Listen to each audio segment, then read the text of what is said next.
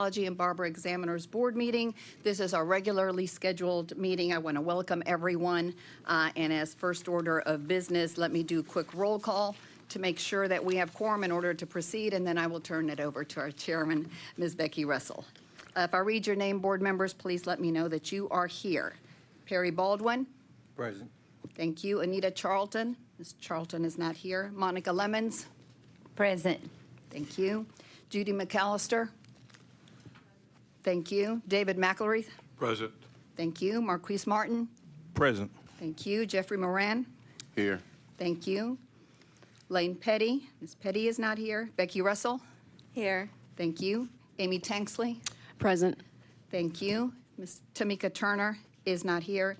And Mr. Hobby Wise. Here. Thank you, and I'm glad everyone made it. Hopefully the storms didn't impact you or your loved ones. I know that several parts of our state got impacted, so I appreciate everyone being here. Ms. Russell, I will turn it over to you. All right, we will call the meeting to order. We'd like to recognize any schools that are here. It looks like we have a full house, so if you are from a school, if you would please stand and be recognized and let us know where you're from.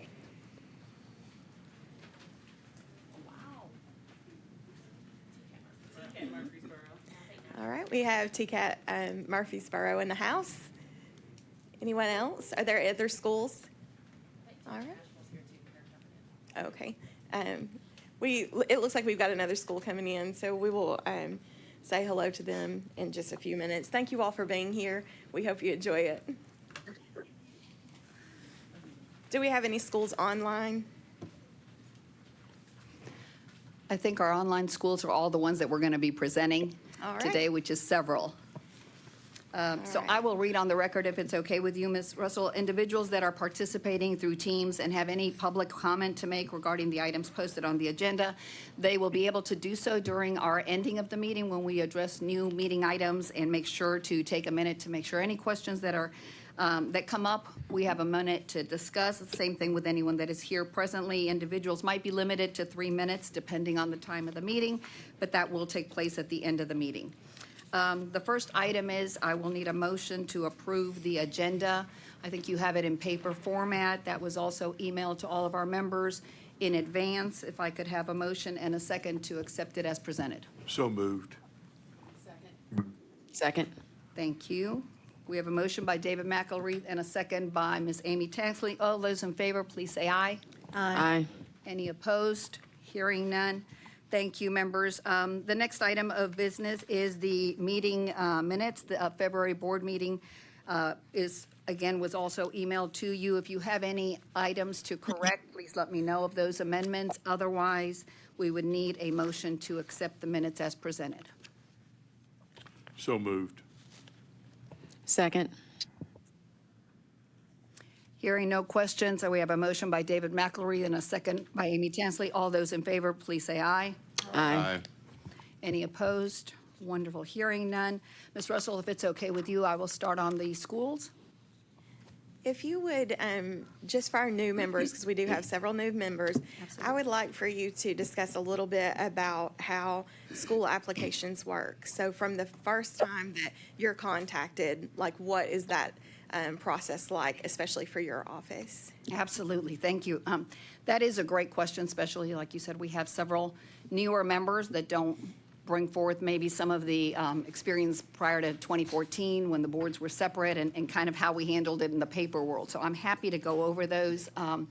Every school application, whether it's new or a change of location, comes before the board. So our office doesn't have permission to approve any of those. So my first conversation with school owners or those simply relocating is to make sure to go back to the laws and rules. Many things change, and definitely have for those schools that have been open for a while. So it's important that they go through them, make sure that they're meeting the requirements.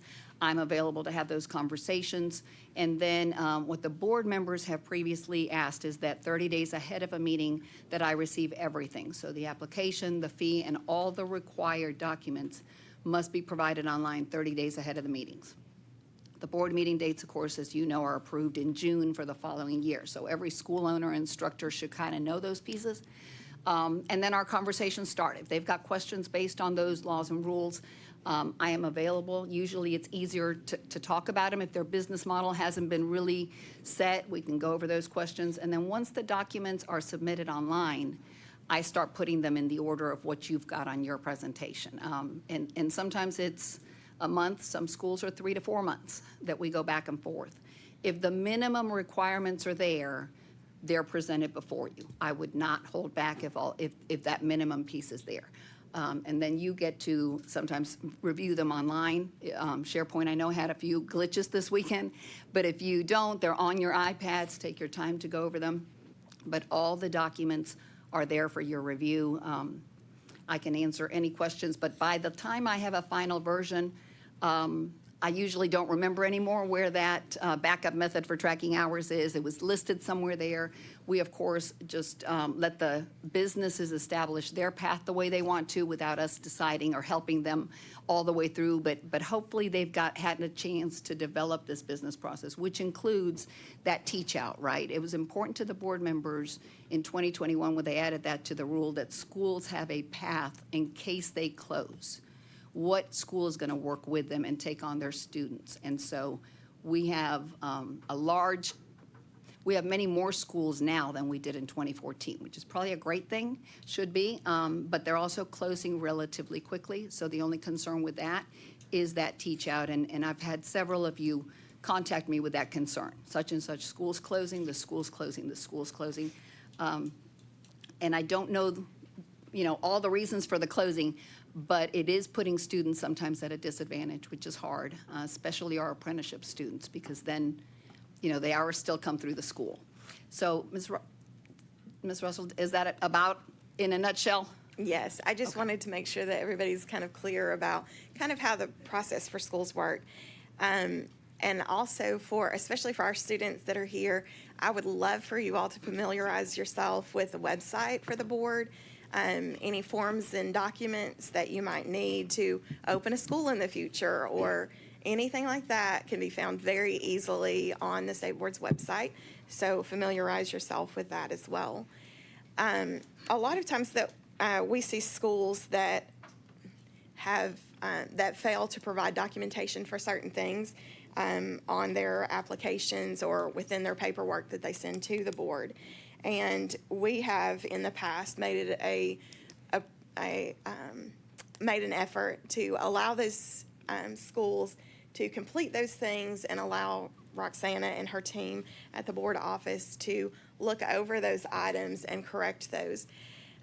There is a very delicate balance that I think that we need to strike in doing that. If there are simple corrections to be made, I think that it's, that would be okay. But if there are multiple issues happening, and depending on the severity of that issue, I think we have to be very careful that we're not just having Roxana's team to go back and look for the things that we typically look for. I can't say that there's a magic number, like if there's this many mistakes, it could just have to do with the severity. But we do have to remember that we are here to protect the public.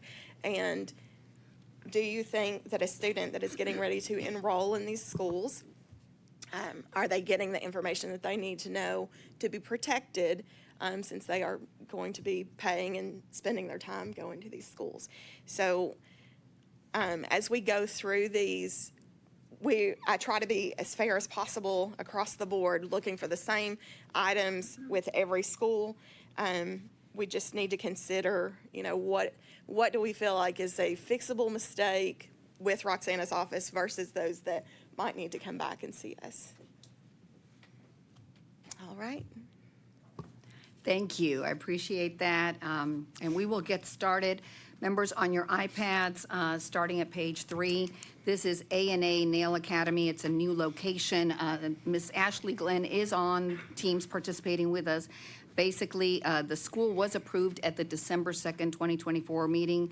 However, they had to actually change the location from what the members reviewed, so that's the reason we've had to delay. Make sure you can look at the floor plan.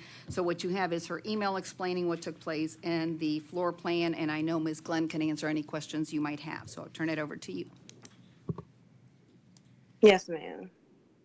Ms. Glenn, can you tell us a little bit about your school? Have you enrolled students already?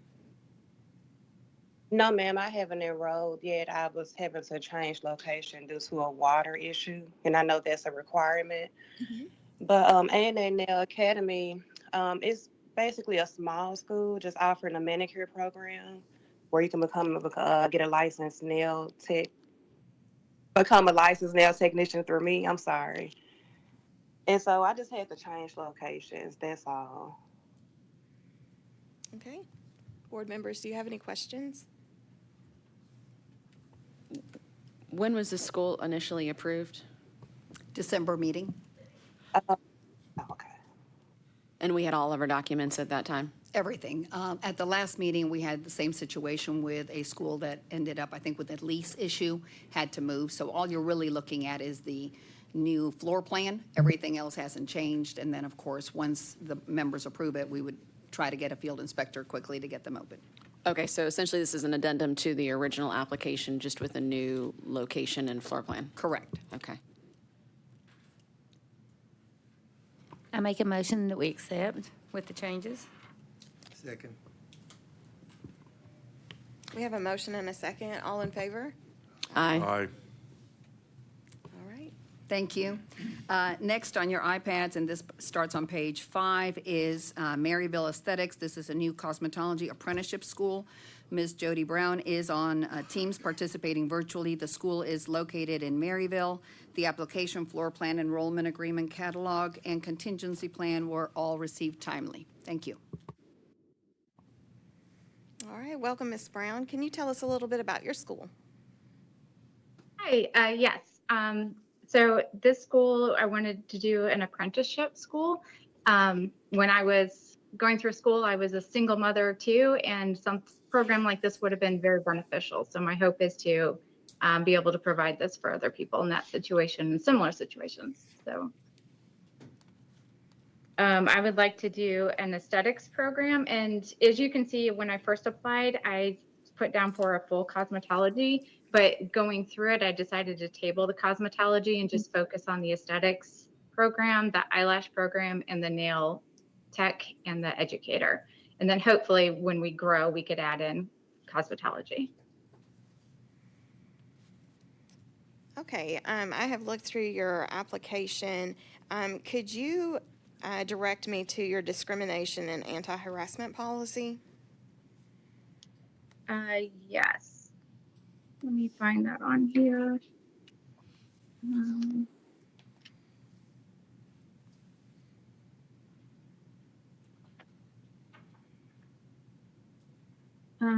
Do you want that in the enrollment agreement or the catalog? In the enrollment agreement would be awesome. On page 20, it says that I understand there's an anti-bullying policy and a violation will result in termination from the program. Okay, but can you tell me what that policy is? Oh, yes. Let's see.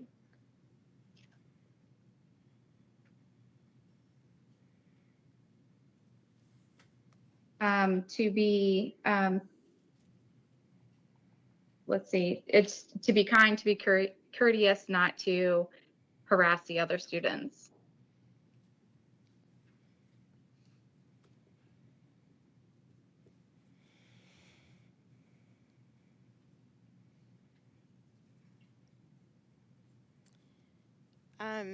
I think that what we need to see here is we actually need to have an area where it says discrimination and anti-harassment policy, and that you outline what harassment is, so that the students know clearly that if they do these things, that they are in direct violation of your harassment policy. Yes, ma'am. And Ms. Russell, I didn't find it on our page 20, but I think what she just read is on our page 49, her page 24. That's the catalog. I'm going to keep looking to see if anything else is in the enrollment agreement, if I do find it. I did see a discrimination policy where the school does not discriminate, but the harassment policy, I just haven't seen a clear definition of what harassment is. Also, can you tell me where your grounds for termination, where is that located? Yes.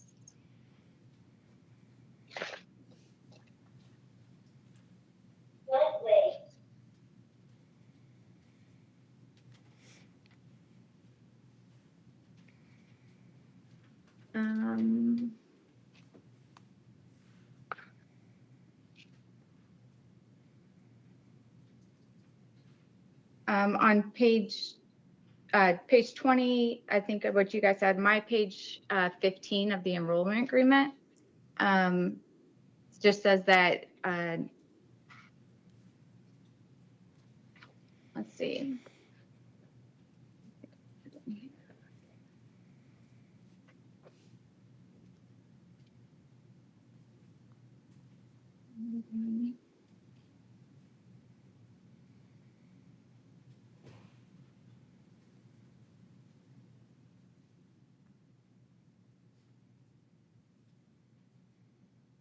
I apologize. I'm trying to find it here.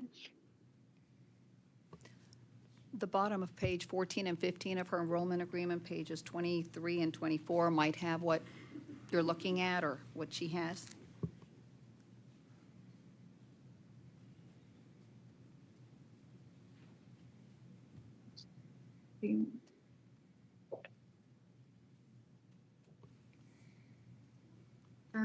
Top of page 24, Ms. Russell. It's her page 15. Okay. It's just one statement. Yes.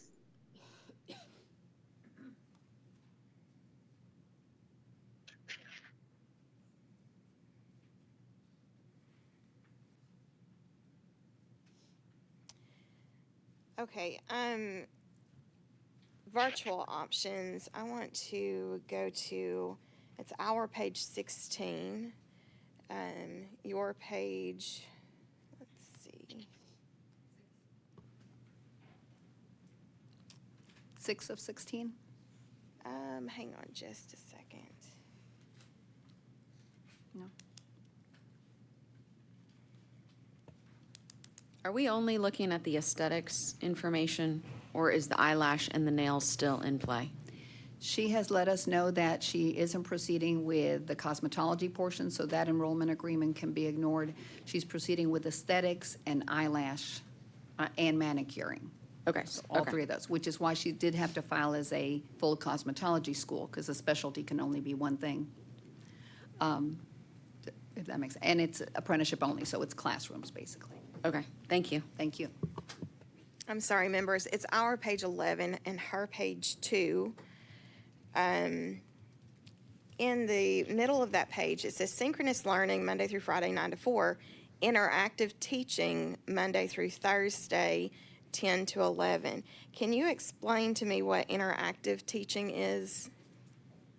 So the interactive teaching on Mondays and Thursdays from, like for the eyelash program from 9 to 11 would be the hour that we spend on Zoom together, going over the material and quizzing them and doing assignments and teaching different modalities within that.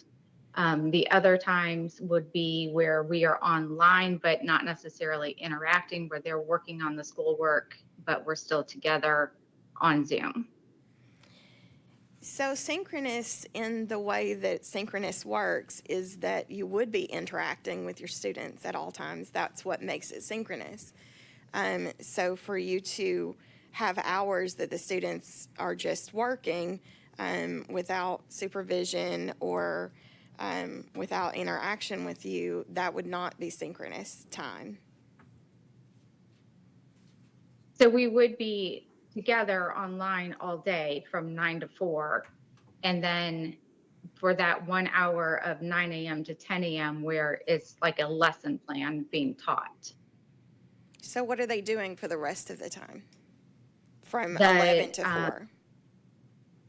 They're doing the reading of the material and the homework assignments and the quizzes.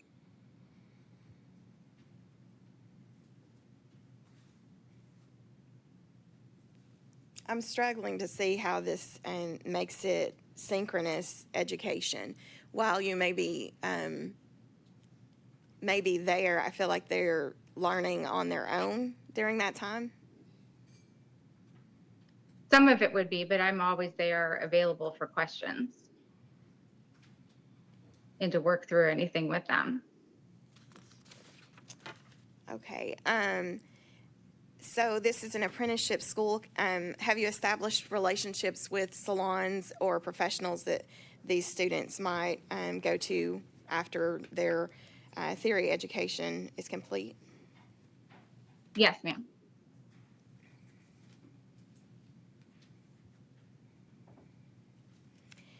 Somewhere in your enrollment agreement, I think that it is important that you make a statement that states that they must complete the theory portion and pass that theory exam before being placed in a shop, just so the students are very clear that that will be a requirement before being placed. Yes, ma'am. On page, I believe it's yours, 16, it said part of the enrollment agreement says that once they've completed that and they will pass the written exam before they can go on to their practical hours. It's kind of top to mid page on page 16, my page 11. Is that what you're looking for?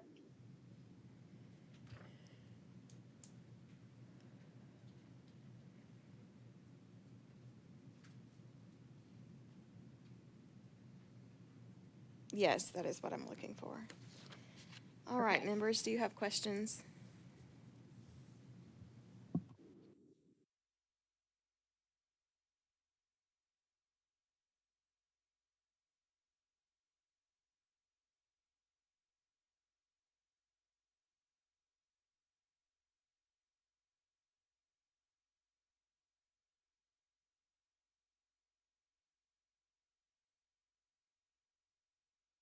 I have a question. For your supervising professionals that you're going to be sending your students to once they've graduated, how many of these individuals do you have ready to take in your students once they've completed the theory portion of the curriculum? I have 3 right now who are willing to participate. Okay.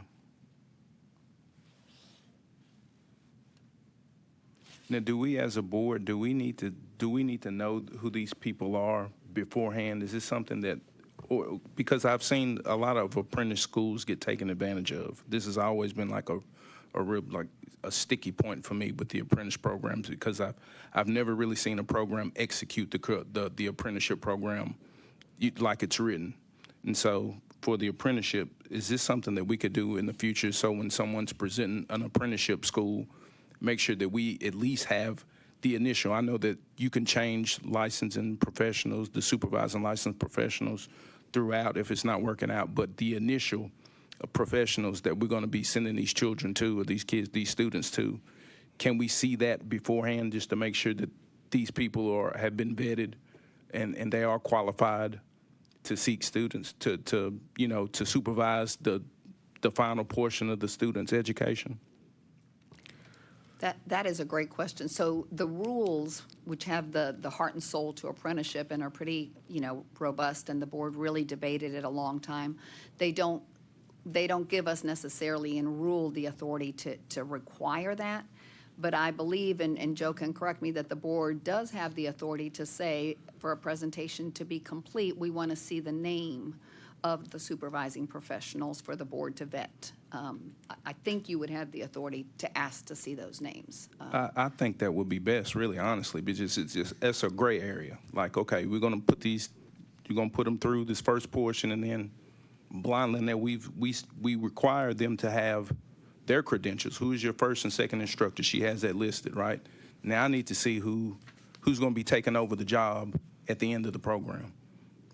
That's what I would like to see for the apprenticeship program. So for someone who's presenting an apprenticeship program, we need to see this stuff.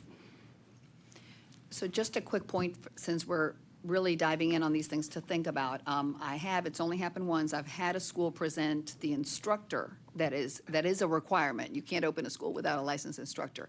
Reach me after the meeting saying, I'm not associated with that school. So that's happened at the instructor level.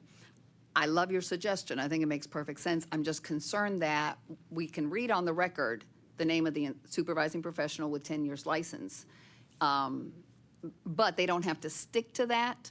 We obviously, when we inspect, should be able to see who the supervising professional is. And I think it does give us a starting point, but I can see that happening where the supervising professional then reaches out or somebody saying, I never agreed to this, and then we figure out what that is.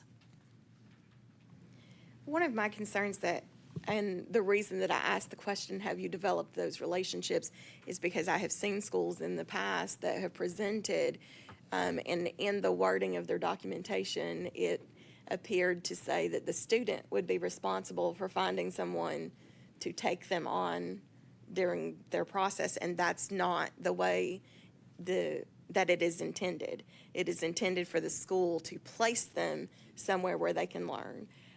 So I always ask that question of those relationships been established, because I don't want a student to make it halfway through their education and not have a place to go. I think it's only fair if you're trying to establish an apprenticeship program, you have to establish instructors. If you have an in-house program where you facilitate learning for the whole way throughout the program, you have to have licensed professionals, licensed instructors to facilitate the learning. I think it would only be right for a school to at least establish the initial. If you have to make changes, I get it. It happens. But initially, for a school to open an apprenticeship program, you need to have these people in place. We need to have it in writing, and we need to know. We need to know who these students are going to. I think that's our responsibility as a board to oversee at least that portion of it. Is that a motion, Mr. Martin? That is a motion. 1 second. Thank you. We have a motion and a second to require a list of names of professionals who will take apprentice students.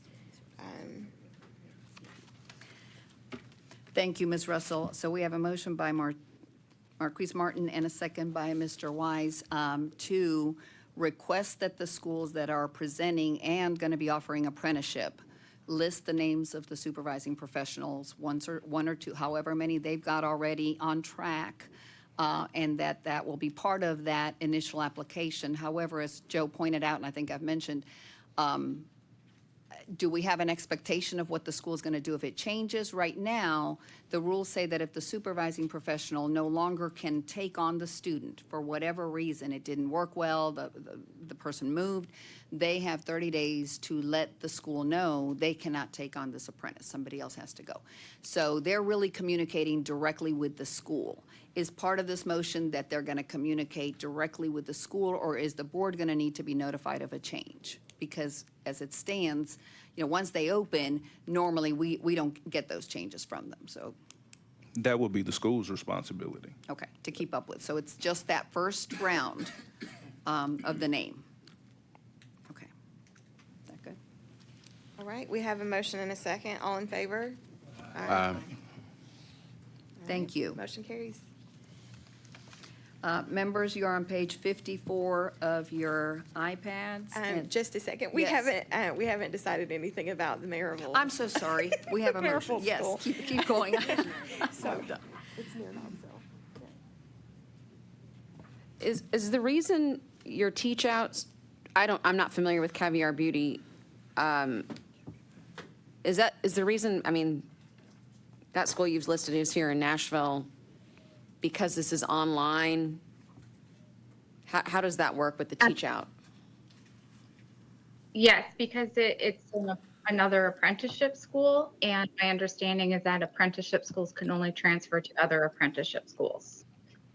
And at this moment, I don't have any other relationships with any apprenticeship schools or that I know of in this area, and Nashville was the closest one that I have a relationship with. Is that true? If you're in an apprentice school, you can't transfer even your theory hours?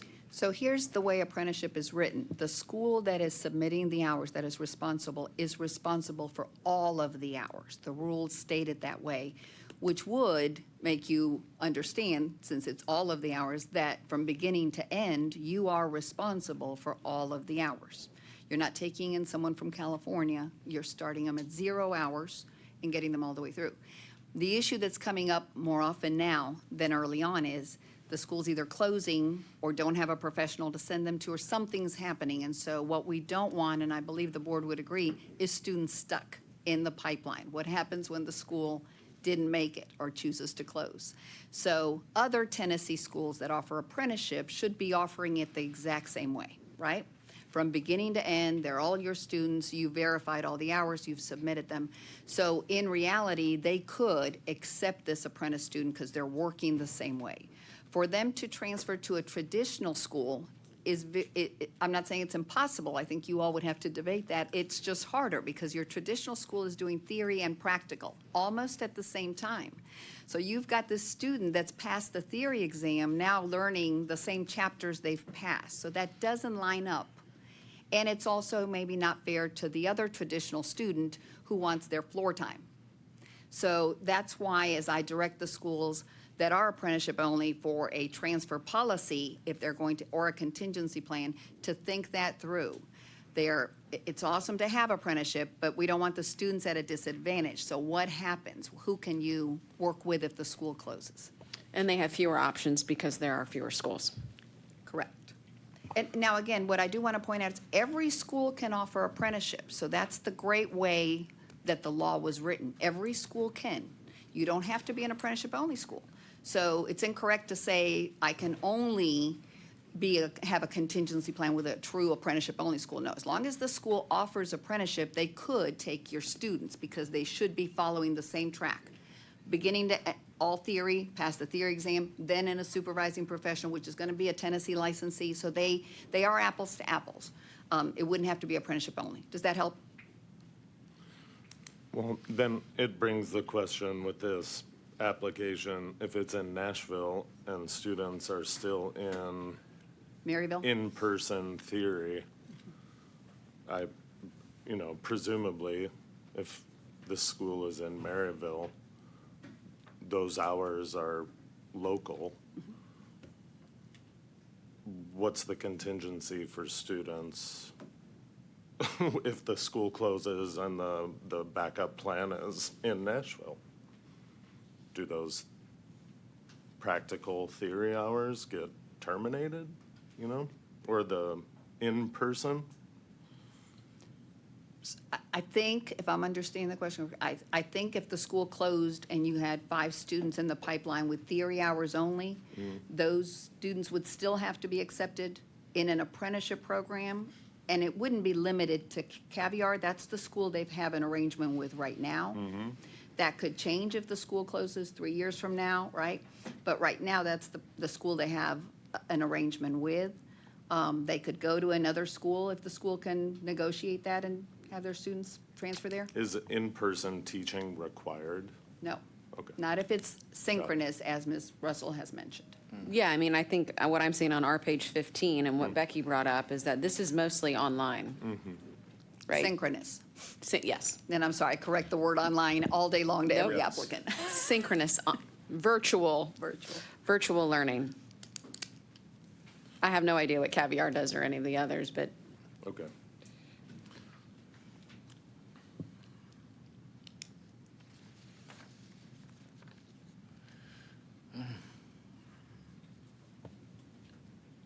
so knowing that I mean, I love the asking for at least a start of licensed professionals where students would go.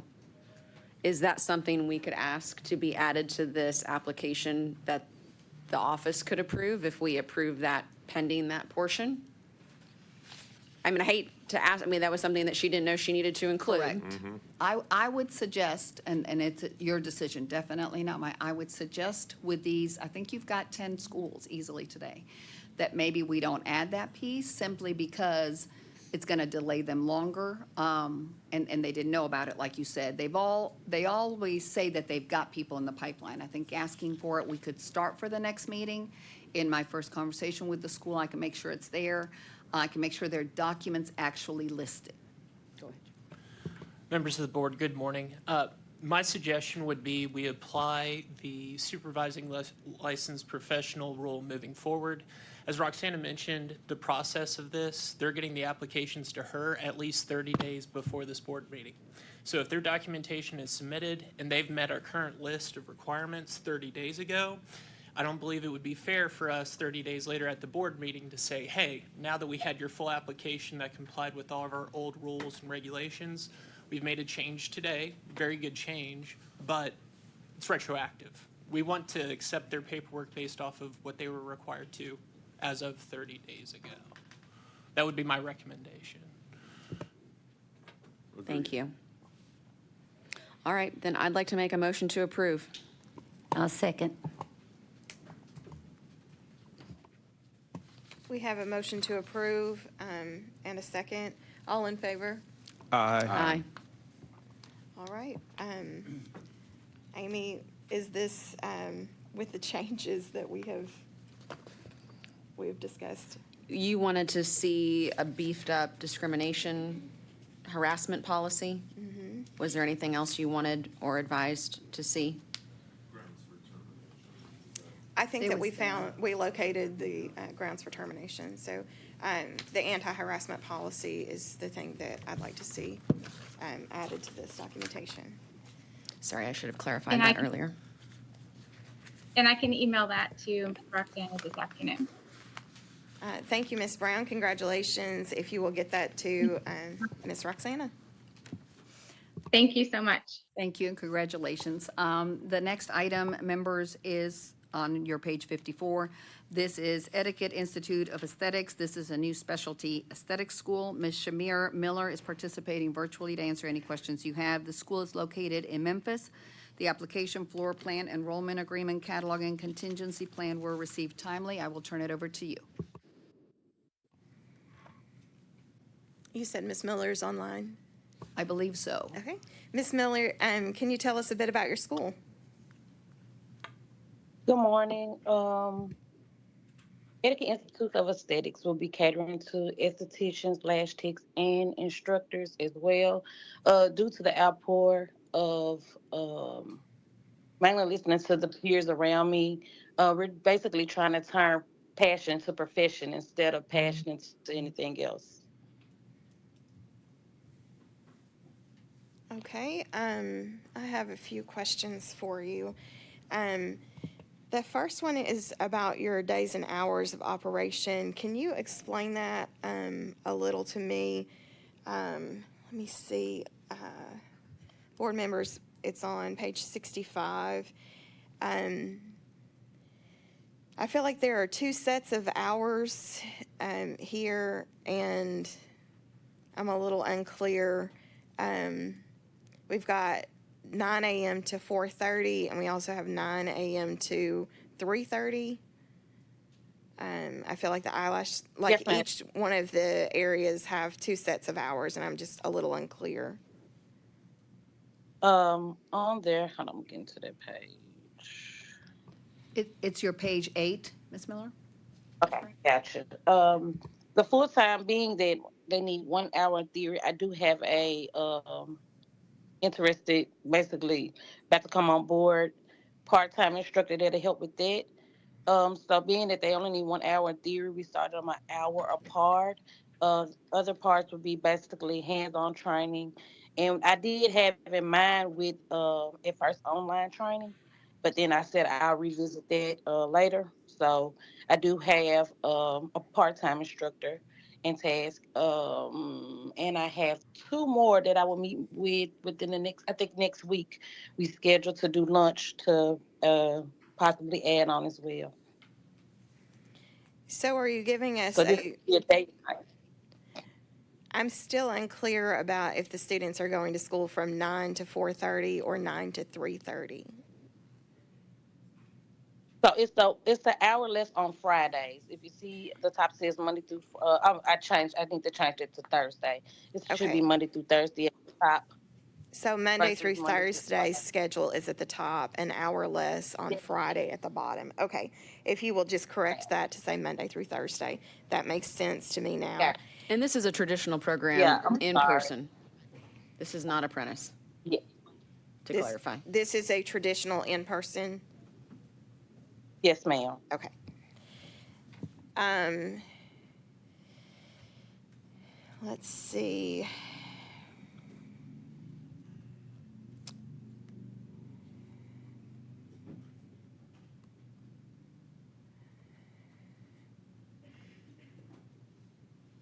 I would like for you to, let's see, on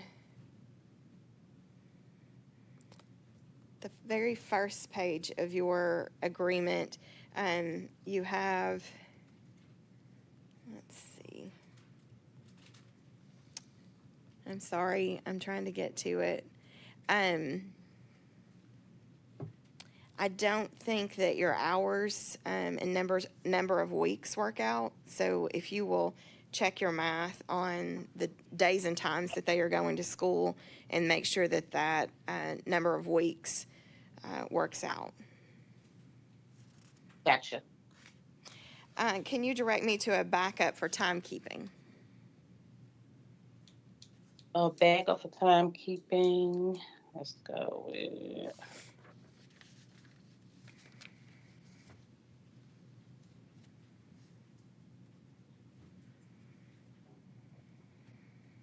I'm gonna locate it on here.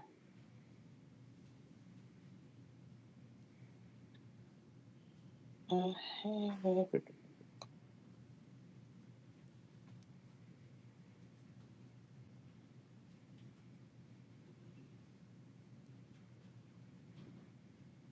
Should be.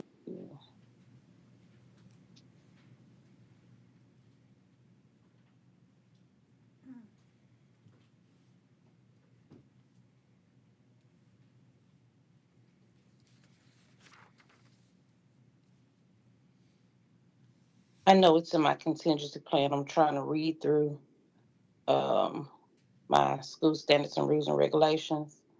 So I thought I placed it in there as well.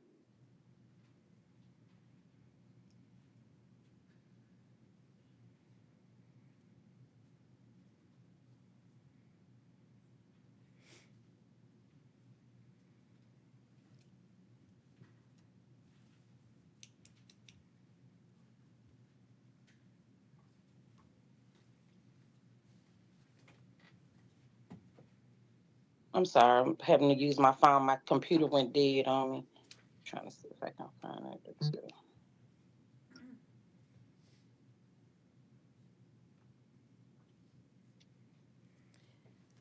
While you're looking for that, are you offering the apprenticeship at all? Not right now. Okay. Um, again, you can continue to look for that. I would like to discuss kits on your first page. It says that kits are optional, so you've got kit or no kit, and kits are actually required. I can't say that the school must pay for it or must sell the kits, but they do have to have a kit. So you need to list for them what that kit. If you're not going to sell the kit from the school, then you need to list for them the items that they will need to purchase in order to have a kit and by what number of hours. So, for instance, not that this is cosmetology, but cosmetology is 200 hours. At 200 hours, they must have a kit, and the kit must consist of, and there's a list of items that it must consist of. So you should include that if you're not going to sell the kits at your school, and that's a complete business decision. Okay. These are the items that you must have within this time frame. Gotcha. Do any of the other members have questions?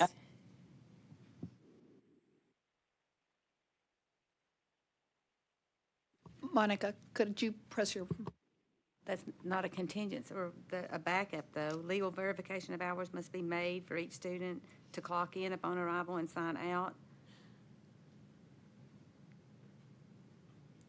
At the top of 90 of 398, her page 23. So this is one measure that they're taking, Yeah, but we that's actually not need a backup. second. Yeah. Yeah, we need a backup to that measure. Gotcha. The backup to logging in would be to sign in as well, which I do have that available, but I think I just need to add it into my plan as well. Sure, and you can add it in that area if that's where you choose to put it. We're looking at your page 23. If you want to just add a second method of timekeeping, that will be fine. Gotcha. 23. Gotcha.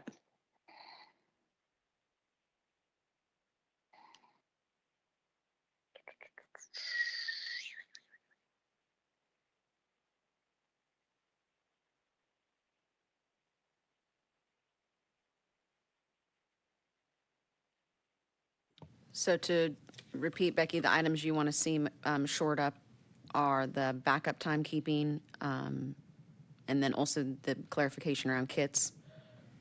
Yes, and double check the math to make sure the number of weeks and months works out. And those are my 3 recommendations. Okay, I'd like to make a motion to approve this school pending those 3 corrections in the application. Second. We have a motion and a second to approve. All in favor? Aye. Aye. Motion carries. Congratulations, Ms. Miller. Ms. Miller, if you'll send me your updates, no rush today. And then, of course, all the schools that we're reviewing today will need a field inspection by one of our field inspectors before we can open. Thank you. Are field Thank inspectors you. going to the apprentice only, Absolutely. to the classrooms Yes, essentially, just yes. to verify that they To look at their exist? clocking in and out, their methods, discuss, answer any questions. You know, we are there to help them if they need anything, even at that point. Gotcha. Thank you. Members, next on your iPads, starting on page 95, this is Memphis Skin Academy. It is a change in location. Ms. Melanie Mull is participating virtually with us. This school is located in Memphis, and the school is just a move within Memphis. The application, floor plan, enrollment agreement, catalog, and contingency plan were received timely. I will turn it over to you, Ms. Russell.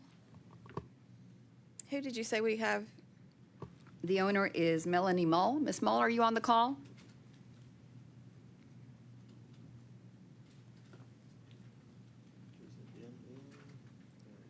Okay, I'm sorry, I am. There you go. Thank you, ma'am. All right, Ms. Mull. Can you tell me about the change of location? How far is that from your current location? Sure. So to be exact, we just moved 1.4 miles away from our previous location. And the reasoning for the move, of course, we've downsized in our spacing, considering that we're just an apprenticeship school. So we just basically need the classroom space. So we're still within a 2-mile radius of our previous location. Okay. Roxana, the school is in good standing? Yes, ma'am.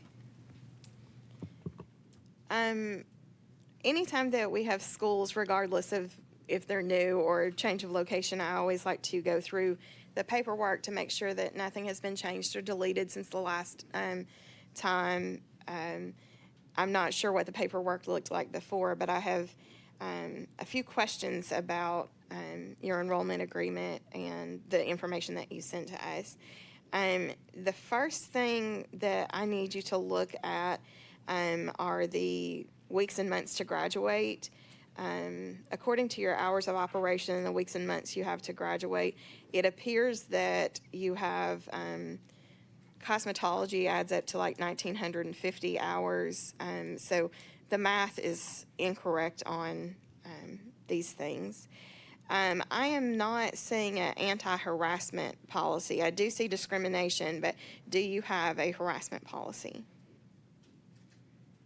I do believe that's in my catalog, but I can definitely add that to the enrollment agreement alongside of the discrimination policy to just kind of emphasize that. Okay, I think it's on your page 3 if you want to add harassment policy beside a discrimination, that would be great. Okay. The curriculum that you have, you've done a great job of putting the curriculum in there according to what the rules state. However, later you identify a different curriculum, and I'm assuming that this probably matches the textbook, and we need to delete the incorrect one. So leave the one that matches what the board requires and delete the second curriculum to ensure that the students are understanding what they're going to school for. Okay. Which page are you referring to? I think that it's your page 4. Can I get clarification? Is this is an apprenticeship aesthetics program? Yeah, well, actually, we have an apprenticeship aesthetics, and I also do cosmetology as well as the lash program. So right now, we're utilizing the Pivot Point curriculum with their digital online system for our aesthetics as well as cos. And then we utilize the Seema Milady platform for our eyelash program. Okay, but it's all apprentice, all 3 curriculums? Yes, it is. Okay, thank you. It is. You're welcome. And are you using virtual options for this? It is a synchronous program where we always have an instructor online with the students while they're going through it, but primarily they're still bringing their digital tools inside the classroom during the class time. Okay.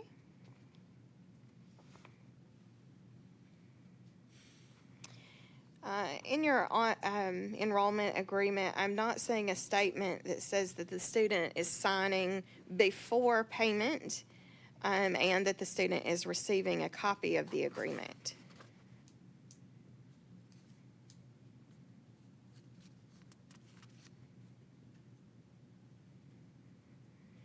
Okay, I could definitely add that and get that over to Miss Roxana. Becky, if you can look at page 119 for that statement, see if that Oh, meets what you, it's not right by the financial piece, if you wanted to, or page 119. It is there, so there you go. It's on your page 9, you're good. And the other yeah, piece. at the very bottom right before they sign. The other Yes. piece on our page 114 is if you could look at our page 114 for the anti-discrimination policy toward the bottom, see if that meets So the discrimination is there, there's not a harassment. harassment. I policy. wrote Yeah. the wrong thing. Thank you. On page 106, that says underneath the anti-discrimination, it says harassment. It says that it's free from harassment. Harassment is based upon, that is in that part of that? So I think I was that, gonna ask that. I'm looking at this and, let's see. It put them both together, like it put harassment right after it says anti-discrimination. It has the harassment policy based upon the individual sex and ethnicity, what the rare name, the rest of that through there. Okay, so on your page 3, it appears that where it says anti-discrimination policy, you could just add harassment to that title. So your harassment That's in the statement is in there, it's just kind of all together, which is fine, but I'd like to see that in that title. You have a statement on your page 1 about students transferring from another school. I'd like for you to make a statement to make sure that they are clear that it is an apprentice student only, that they're not transferring, say, cosmetology hours to this apprentice school, but it's apprentice cosmetology or apprentice aesthetics, whatever it is that you're transferring. They need to be clear that they are only allowed to transfer other apprentice hours. And then I think maybe just a clerical error that I've caught on your page 7, it's our 117. In some of the red lettering here, it appears that there is 150 hours of sanitation of hands. And I think maybe it's just supposed to be sanitation, not necessarily of the hands. Right, okay, got it. I think it's just a clerical error, if you'll just correct that. Yes, thank you for highlighting that. All right, board members, do you have questions?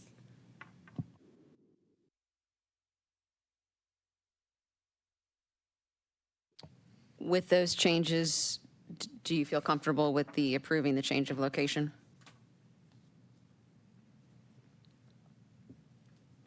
I feel like most of this is simply clerical, that it just needs to be cleaned up. She is in good standing, and they are just moving. And to list, could you list off those? I had a few, but I crossed those off. There was the, Sure. We need to double check the math in hours and weeks. Delete the portion of the curriculum that does not meet the state board's rules.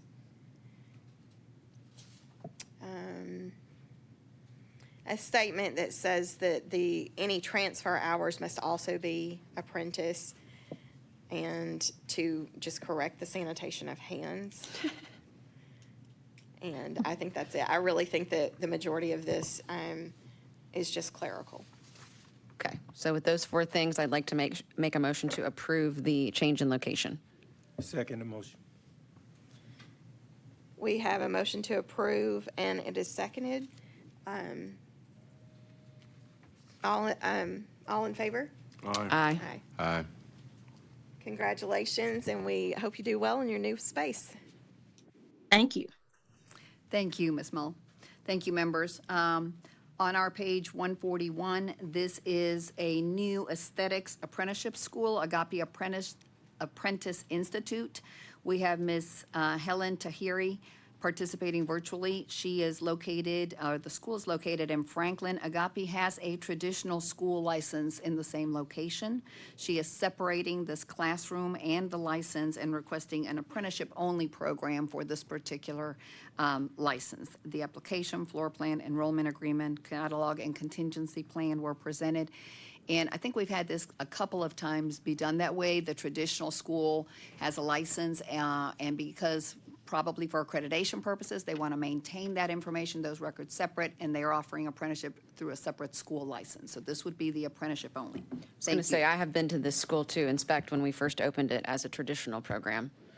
It's a beautiful setup. So this is just in addition to what they're currently doing. Right, you'll see on the floor plan, she's separating the classrooms, so they would have a separate license to keep up with for just the apprenticeship students that are choosing that path. Ms. Tahiri, are you on the call? I'm sorry, Ms. Rhodes,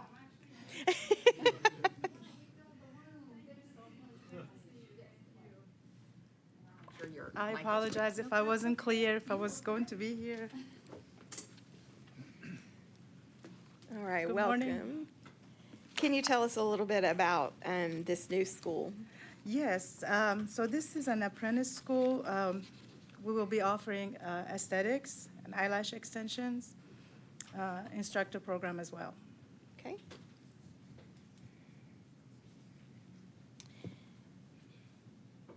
So it appears that you have one room inside of the school, and you intend to teach aesthetics and lashes as well. Will those be taught at a different time frame, during a different time frame? Potentially, once we have enough students for both programs, that as of right now, we don't have any aesthetics students yet, only eyelash extensions that are interested to sign up. So once that happens, then we will make it into 2 schedules. Okay. And will the students attend here in the school? Yes. Okay.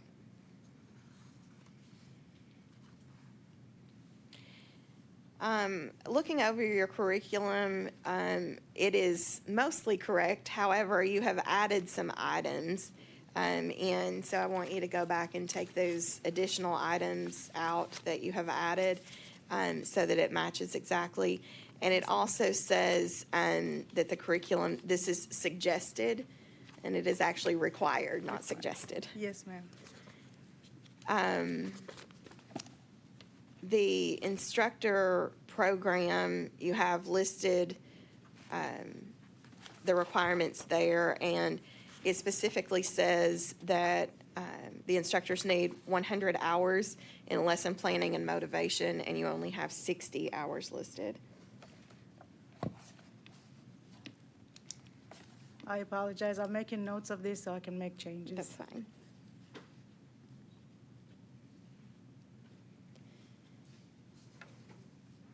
I see that you have a place for the student and a school representative to sign, but I don't think that it says before the student makes payment. On the enrollment agreement, It's your page 9.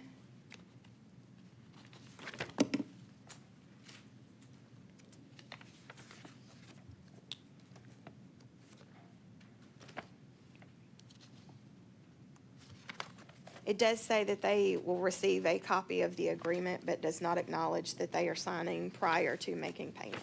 So if you'll just make sure that it says prior to making payment, that they agree to these items. so on my enrollment agreement, I don't know what page it is for you, but under where I'm listed the hourly fees, at the bottom says student signature and date, acknowledging that they understand that the payment plan and their obligation to make the payment. What's your page number? For mine, it's the second page of the enrollment agreement. Okay, so The third page, I apologize. where I expected to see it at the very end, she actually has it within her document, and then later they sign again. Okay. Is that's that fine. okay?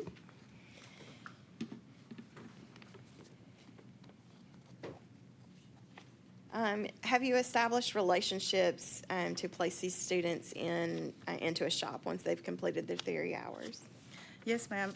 We actually do have a very good relationship with the spas and the eyelash shops around our area, and all of them are very excited.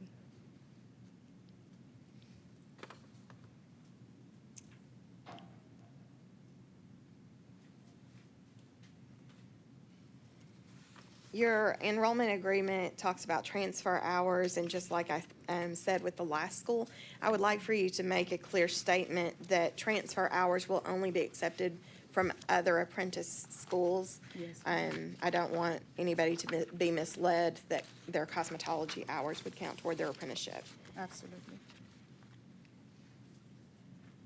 And then, did you make a statement in your documentation that says that they must pass a theory test before being placed within an apprenticeship? Yes, in the enrollment agreement on page 1, before they actually initial, the first page, under apprentice program, I believe it says, Our page 145, right in that apprenticeship paragraph.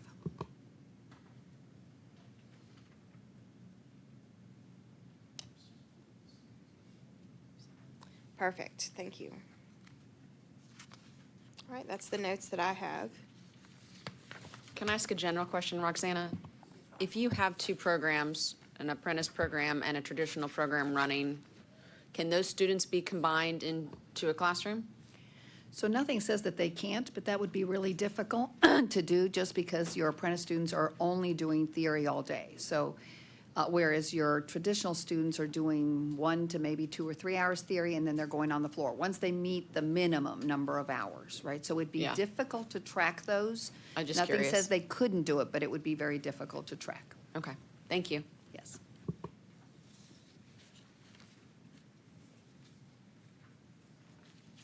I make a motion to accept with a couple of the changes that you've mentioned. We have a motion and a second to approve this school with the changes mentioned. All in favor? Aye. Aye. All right, congratulations. We hope you thank do you so well. much, I appreciate it. Thank And you. also wanted to thank the board members. I wanted to make sure that, since we're local, to personally come to the meeting and thank everyone for everything you do. And also especially thank Ms. Roxana for always being there. She's just a phone call and email away, and very supportive. Ms. Amy, it's good to see you as well.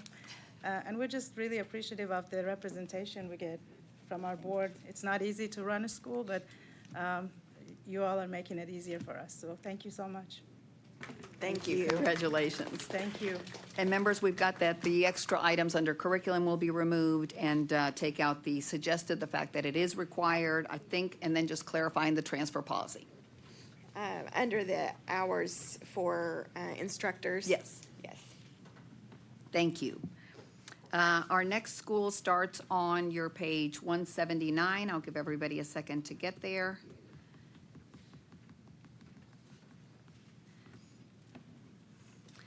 This is Opulence Academy of Hair Design. It's a new cosmetology and barber school, so you have two different school applications, kind of back to back. And so they're applying for two separate school licenses and to start both of those programs. Ms. Courtney Hamilton is participating in order to join us. The school is located in Martin.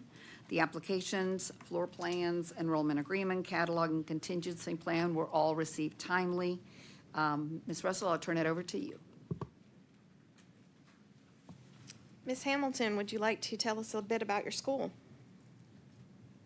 Good morning, everyone. Can you hear me? Yes, we can. Good morning. Good morning. I'm opening Opulence Academy in Martin, Tennessee. This will be the second full cosmetology school that I've actually opened in the past. I think I've been open for about 3 years now with a second school in Kentucky, but I recently sold it.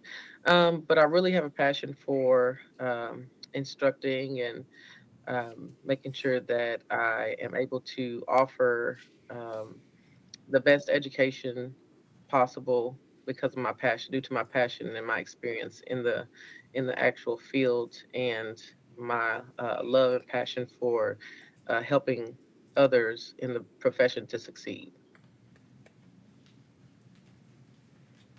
All right. I have a few questions for you. The first one is in identifying the cost and charges for the students. You do identify the cost of the tuition, but I feel like that you need to include in there that there is a kit cost. And I'm not certain if your school plans to sell the kit or if you intend for the students to purchase their kit elsewhere, but they do need to know that a kit is required and that will be an additional cost. Or if you want to include it in your tuition, that is completely your business model, but we do need to ensure that the students know that there is a kit cost involved.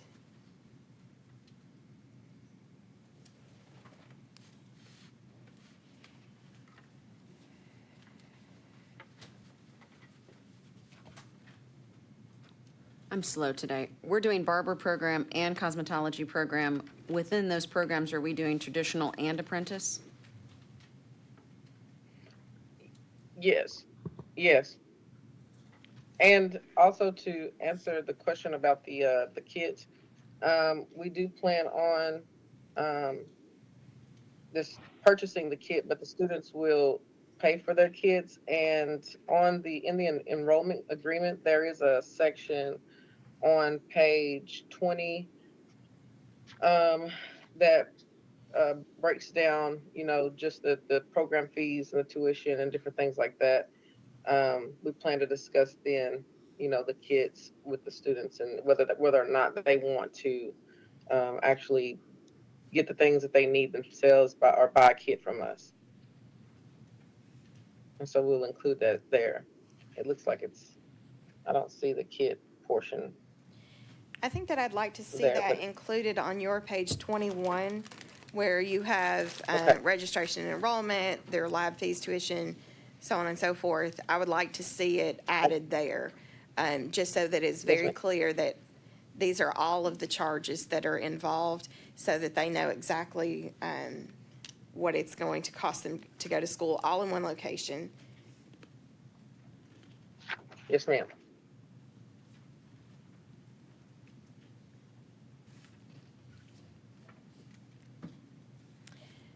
You have included a reference page as far as the page numbers where the students might find different items. I'm not certain if that's because you transmitted this to the board office or whatever, but those page numbers do not line up.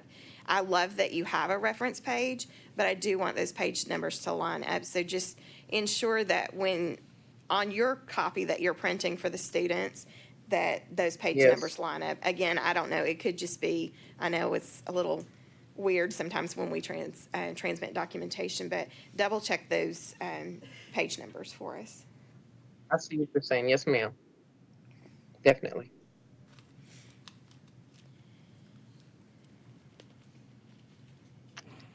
It appears that you have a place for the student to sign, but there is a requirement that also a school representative must sign. This is on your page 23. So it talks about this is the entire agreement and students should sign. So please make sure that there's a place for the school representative to sign. Additionally, that statement should state that the student is signing before they make payment and that they are receiving a copy of the agreement. Okay, and that's on page, you said 23? Yes, it's your page 23. Okay.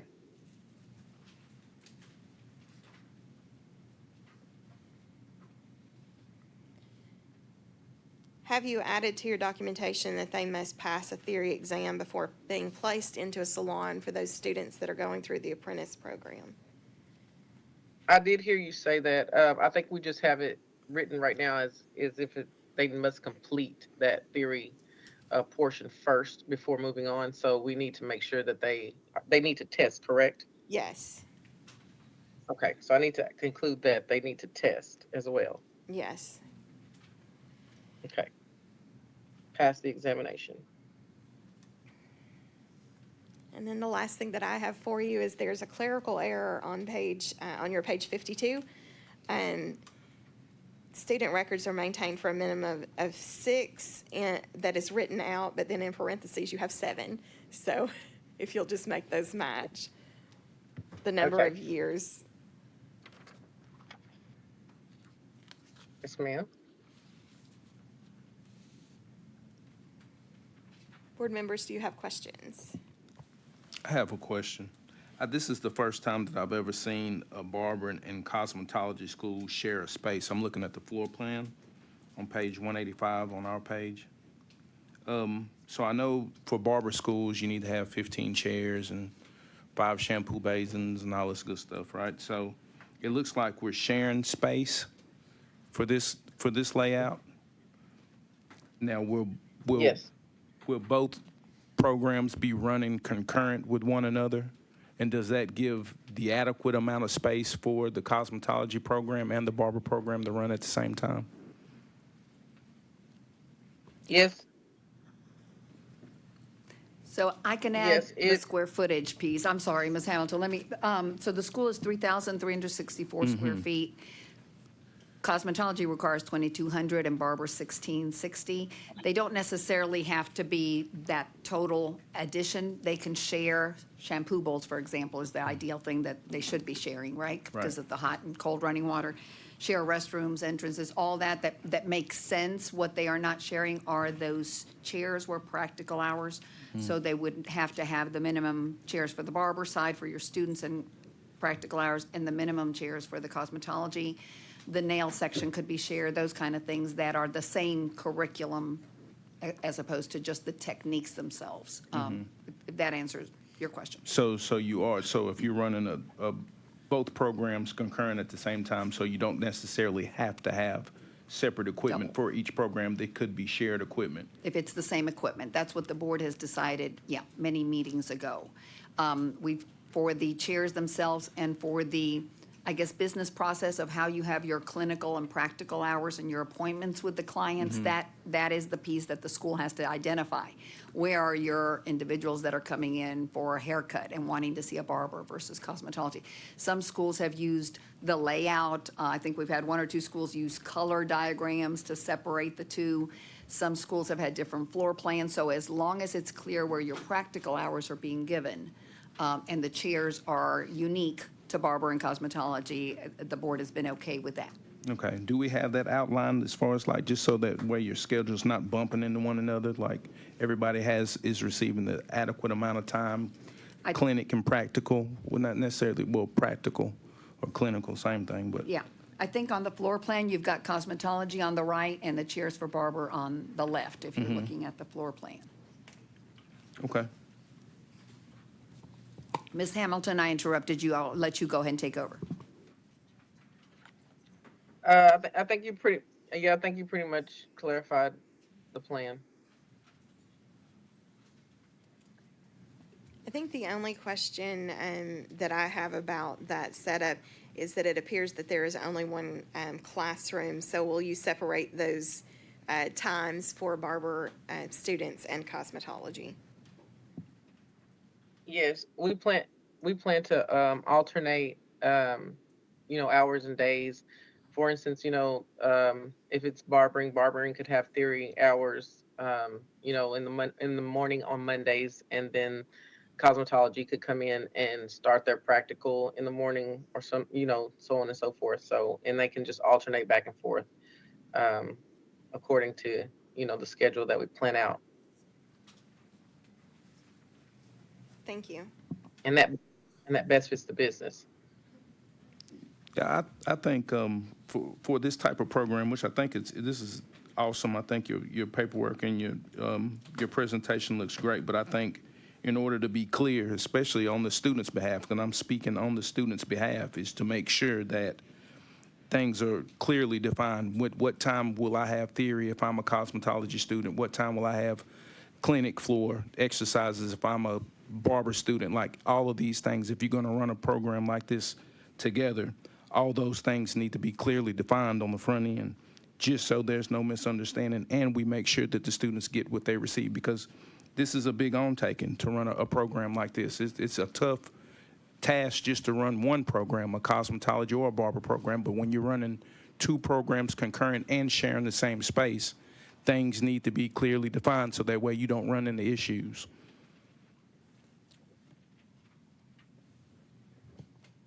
So if that's okay with you, if you could just kind of add maybe the theory classroom time versus practical classroom time, kind of outline that for your barber and cosmetology students, that will help them to understand what is expected. I actually love the fact that you're putting cosmetology and barbering students in the same space, because there are dual license shops where cosmetologists effectively work alongside barbers, and for the students to get that experience where they are working with other professions, I think that that's amazing. So I love that you are doing that. I like that they have their dedicated spaces. That way the instructors know exactly where their students are, but also giving them a little bit of interaction as well. Also, just to reiterate a little bit on to the question that he or I don't know the names. I'm sorry. Mr. Martin. Mr. Martin, to clarify with that, we require, so on page 5, I made it where we're going to require that they have a mandatory orientation date. And so that would give us time to actually, clarify to the students what their times and dates are. And we also have an application period where we actually accept students in. And so that'll give us time to, create actual classes and when those classes will take place, based on our needs, and be able to make sure that we are able to ensure that those students are knowing, what time their theory is, what time their practical times are, to, just so that everything's really clear and it can run smoothly. So we hope that this would help, us make sure that, that the classroom times and the students know when they're supposed to be, where they're supposed to be, and, what's expected of them throughout their program. Yes, So ma'am. it's a yeah, so a schedule would be printed out during orientation. Gotcha. My thing is just making sure, like, just on the front end. So if I'm a student enrolling in a program, just on the front end, I would think that I would like to know, like, okay, what time do I need to be here for class? What time am I going to get my hands on? And things of that nature. Like she said, she made a great point when she talked about most shops nowadays are dual license shops. Most of us are dual license shops. So being able to combine the two programs is a fantastic thing. I think it's really great. But just running a school and just understanding how class time and theory times run, and then running two classes, two programs concurrent, that could be I could see potential for issues there. But like I say, everything looks good. Just some food for thought. Just make sure you're thinking these things through. But yeah, I think what you got going on it looks fantastic. I think it looks good. Yes, sir. I appreciate that. Thank you so much. A question that I haven't asked, or I don't think I did, have you established relationships for those apprentice students for when they are ready to move beyond theory into their practical hours? Yes, we have began speaking with different cosmetologists that are actually qualified, and also barbers in the area and surrounding areas. Okay, if you've got a school, your students can't get hours if they're in the apprentice program in another state, correct? I'm sorry, can you repeat the question? Are you asking, can she accept transfer hours from another state? No, if you're offering an apprentice program and they're getting their practical hours in a salon or a barber shop, those shops and professionals have to be in Tennessee. Correct, correct. We would have no jurisdiction over a supervising professional that isn't licensed in Tennessee. Okay. Will the pact change some of that? You mean the multi-state task? Uh-huh. So first of all, it's only cosmetology at this point. We're moving forward with aesthetics, but barbering is not right now, at least in the tracks. So the cosmetology multi-state compact could, because Kentucky is a neighboring state and they have signed on, so they're just like Tennessee. I think at that point, when we've got that ready, it's something that the board would have to address. Are we accepting a licensed professional from a compact state that does have the 10 years? And that would be a debate we could have at that point. Okay, just curious. Yeah, that's a great question.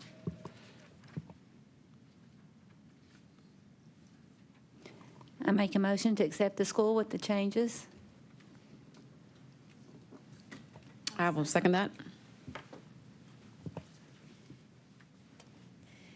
We have a motion and a second to accept with the changes. Those changes, again, are to include a place for this school representative to sign a statement that the students are signing before making payment. The students will receive a copy of the agreement, a statement saying that they must pass their theory exam before being placed in a shop or salon if they are an apprentice student. And then a clerical correction to make sure that it says that the records are maintained for 7 years. There's just that correction. There's a motion and a second. All in favor? Aye. Aye. All right. Congratulations, Ms. Hamilton. Congratulations. A quick point, Ms. Russell, you had wanted the kit added to the cost on page 21? Yes, thank you so much. Thank you. Thank you, Thank members. you all. Thank you. Members, we are on page 241. The next school is All Aspects Barber and / Stylistic and Beyond. This is a change in location for an existing school. Ms. Sharon Wilson is on the call with us. If you have any questions, the school is located in Memphis. She has submitted the application, floor plan, enrollment agreement, catalog, and a contingency plan timely. I will turn it over to you.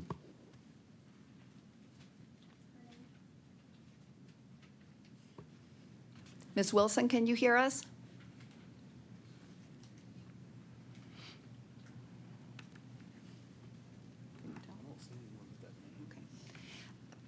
I do believe she's on. We can get started if you're okay with it. She did send me an email that she had a problem logging in, and then I saw it pop up that she got in, and she did say that she was on. I'm not sure if she is. If the members have questions and she's not on, then she'd have to wait for the June meeting. So, Ms. Russell, it'll depend on what you see on the application. And this is a change in location. Broken it. This is a change in location for an apprentice barber school. That is correct. The floor plan is on your page 244, and so the school is located sort of next to, adjacent to her shop. There is a wall that divides it. As the members know, there has to be a separation between a school and a shop, and it appears from the floor plan that there is. But yes, it would be apprenticeship barber only. Okay. So a classroom. Correct. Thank you. Thank you. I'm sorry, I've got to keep this all organized I- somehow, so. Completely understand. And again, if the members are comfortable with whatever changes you go through without her answering, that's fine. But if you are not, it would have to be represented since if Ms. Hill isn't on the call. Ms. Wilson. Ms. Wilson, if you get logged on at any point and you can speak up, you can let us know. Board members, I've been searching through these documents. I know that it is a change of location, but again, I like to go through the documents just to make sure that nothing has changed there. And I feel like I'm missing a few pieces, and maybe you all have located it and can help me. I do not see grounds for termination.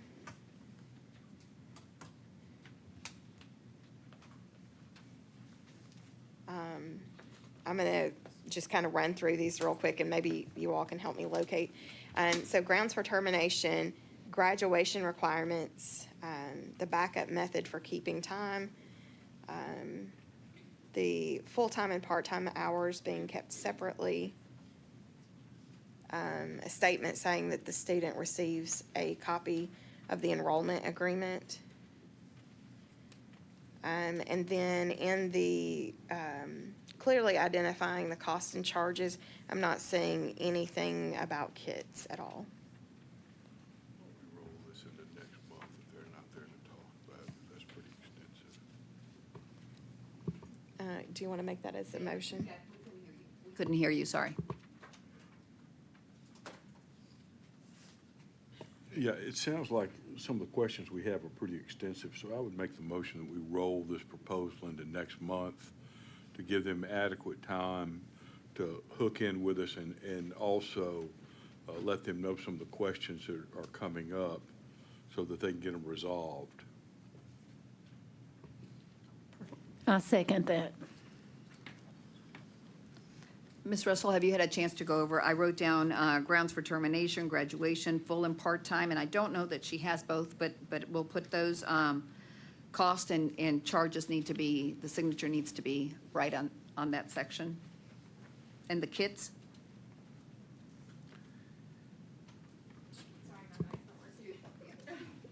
Sorry.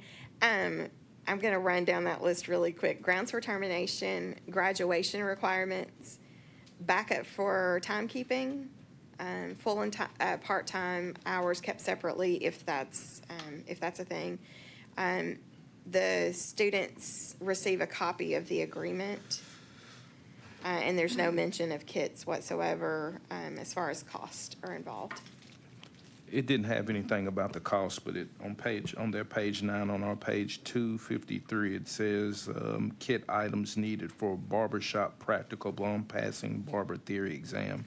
And it has a list of items, but it doesn't necessarily match the items that we require from the state for school.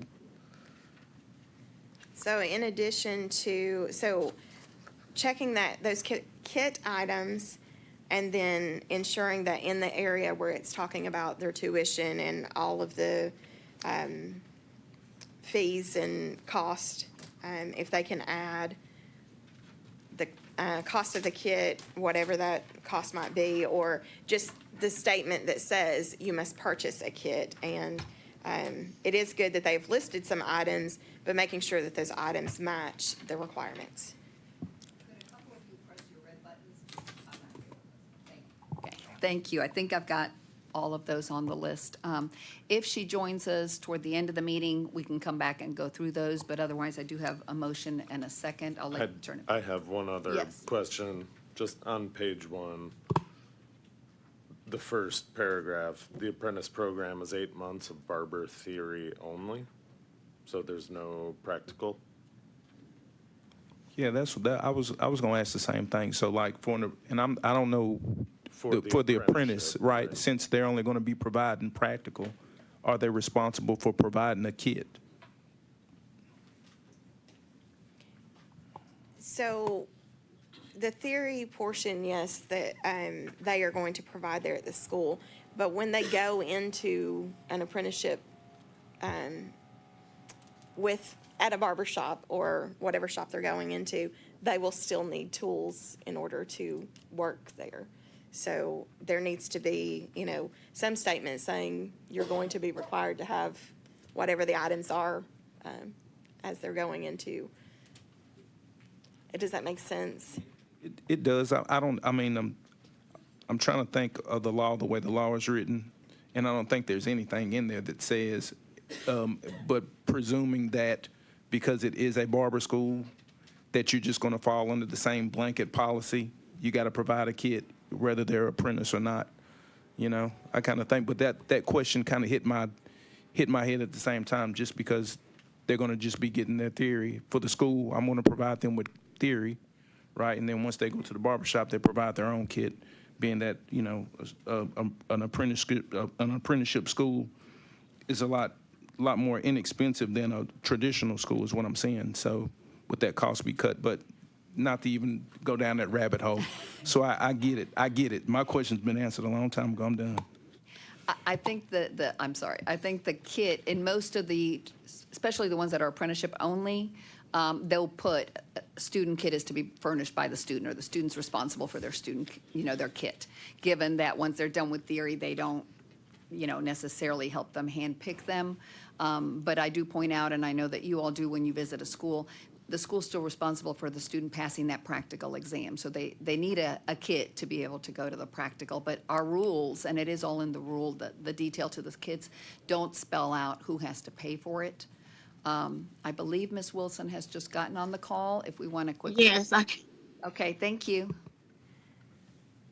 Okay, Ms. Wilson, would you like to tell us about your school? Let me just back up and allow you to tell us about your school first. Yes, ma'am. Hold on. I've been trying to get in, and let me close this other one out. Because I could hear you all, but you couldn't hear me. Yeah, you were watching us live and not joining us. So we'll let you go ahead and finish the application.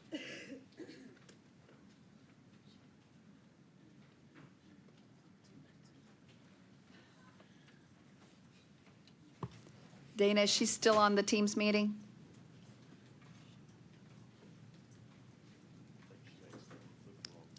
Okay. I'm looking. It looks like she's not Okay. here anymore. We may need to move on and come back if the members are okay, only because we've got a rulemaking hearing at 11. We can come back to Ms. Wilson. I have a feeling she'll join us. She was doing the stream live, which doesn't let you speak, but she was listening to your points, Ms. Russell. I think that we currently have a motion, so do we want to vote on that motion? Do you want to withdraw and give her time?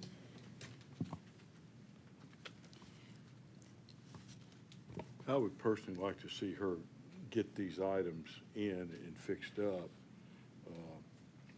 so that we can move through it very quickly next time. Board members, if I may, I believe that sentiment was in your last motion and passing it to the next board meeting for review at that point in time.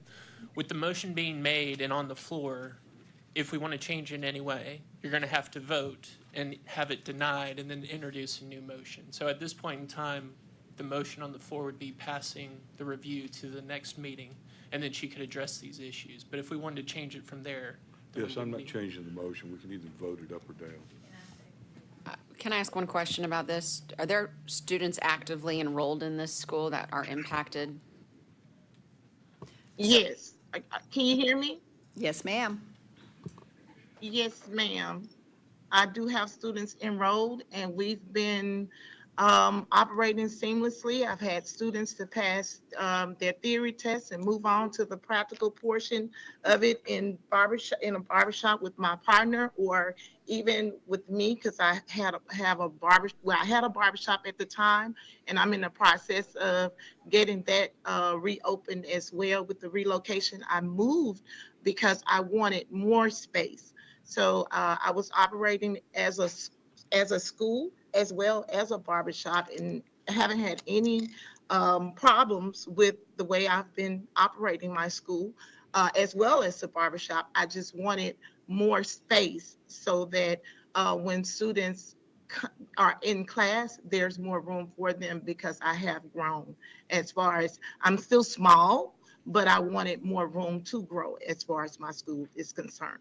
Up until this point, it had been in person, but with the relocation, I switched to a virtual platform, and it has been lovely. I haven't had, and that's what made me go from wanting to do the in-person barber school versus the virtual platform where I'm in there and I'm doing the synchronous learning with them. We're going through all the chapters, playing games, activities such as Quizlet, My Lady Simma, where we study together, review bingo, vocabulary bingo. All of that is done so that I can absorb that time and they not get, bored with class, because that's a whole lot of time to just, be sitting on a virtual platform talking to each other. But it's been great because, and I didn't think that I would like that, but because of my relocation, trying to get it up to par and ready to open, the virtual platform has shown me that, wow, this is awesome. I haven't had any students thus far to say, hey, Miss Wilson, I can't make it because my car is down, don't have a babysitter, those kind of things. No, you can just log in Teams and we'll talk and get our hours done seamlessly without you saying, you can't make it, and then that throws your hours off that you can, the maximum amount of hours that you can possibly gain in a month's time. So thus far it has eliminated attendance issues. But Ms. Wilson, we have some questions that we'd like for you to answer for us. Can you tell me where I could find your grounds for termination? yes, ma'am, it's on page on my application. Grounds for termination is cancel. I didn't call it termination. I guess I call it cancellation of school, and that's on page 5.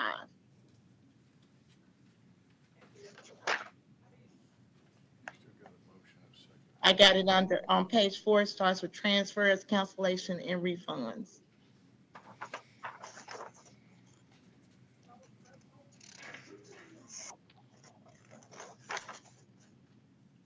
Roxana, can you give me some directive? Do we need to handle this motion first, or? I just asked Joe, I think we can proceed with your points, and I would Okay. recommend we keep to the points you've already gone through, just Sure. to expedite this. If she can find them and you all are satisfied, we move on, and then we will have to have a new motion, making it clear that the previous one has been dropped, and we do a new motion and second and make sure everybody agrees. Or you can move forward, decide to move forward with the Yeah, motion you can that's do that. currently on the floor. Okay, so the grounds for termination, you say cancellation of school, but it doesn't give you the grounds for cancellation of school. So whatever that is to you, if there's behavior issues or not attending school or whatever it is, it doesn't tell me the grounds for termination. So that would need to be Okay, added. yes, ma'am. And let me see, I have on another page too about, let me see, I'm going through it like as we speak. Because I had in my old application, uh, I had that, and maybe some things got switched around, but I'm just checking. Um, I must have somehow left that portion out, but I would gladly add it. Um, Okay, the next one are your graduation requirements. Can you direct me to your graduation requirements? Okay, so with it being an apprenticeship school, I have done the layout of how long it would take for you to get to the 750 hours, which is roughly 6 months with the times that we meet. And I know that's a little shy of 6 months because in 6 months, that's 780 versus 750. However, students cannot move on in the program until completing the practical portion, the theory portion, I'm sorry, of the test. So the idea would be for you to seamlessly pass your test at in the, as soon as you make the 750, meet the 750 requirement, take it and pass. Quite often, students need a little more time with it. And we, after taking the test, failing the test, we go back and we study more. I do everything in my power to have them ready. However, I cannot sit there and take the test for them. So a lot of times the time is prolonged beyond the 6 hours, but we don't give up until we, have done the theory. I heard you mention about the kit as well as do they have the practical, why is my practical in, it's something about the practical, but I tell my students the entire time, your focus right now is passing the theory test because as an apprenticeship student, the student is stuck until they pass that portion of the test. And once they're finished with the test, then of course they do move on with a barber, whether it be one of my partners, and I do have 4, or myself because I can have, I have done one apprentice under me before, while it in the my barber shop because I had a barber shop as well, and I wanted to be able to continue that. Okay, Miss Wilson. But Um, yes. As far as graduation requirements, we do need a statement that tells the students, outlines for the students, these are the things that actually have to happen in order for you to Okay. graduate from the school. So they need Yes, ma'am. to, So I whatever do- that is, if they have to meet a grade average, that they've completed their 750 hours, taking their theory exam, they've completed their time, whatever those requirements are, there needs to be a statement that tells a student, upon completing these items, then I will be eligible for graduation. Can you Okay. tell me about a backup timekeeping method? Can we look at the what's required of them still? Because I do have on there in my documents, once they have passed the theory exam, they have to complete 750 more hours to complete the requirement to, required to finish the program. So I'm looking for if that's okay with you, I do have a page where that is outlined. Becky, I think you're looking Right for here a on section page entitled 2. graduation requirements. Yes, I am looking for an Okay. actual section that says graduation requirements and outlines Okay. whatever those steps are. And this is in the enrollment Okay. agreement? Yes. Okay.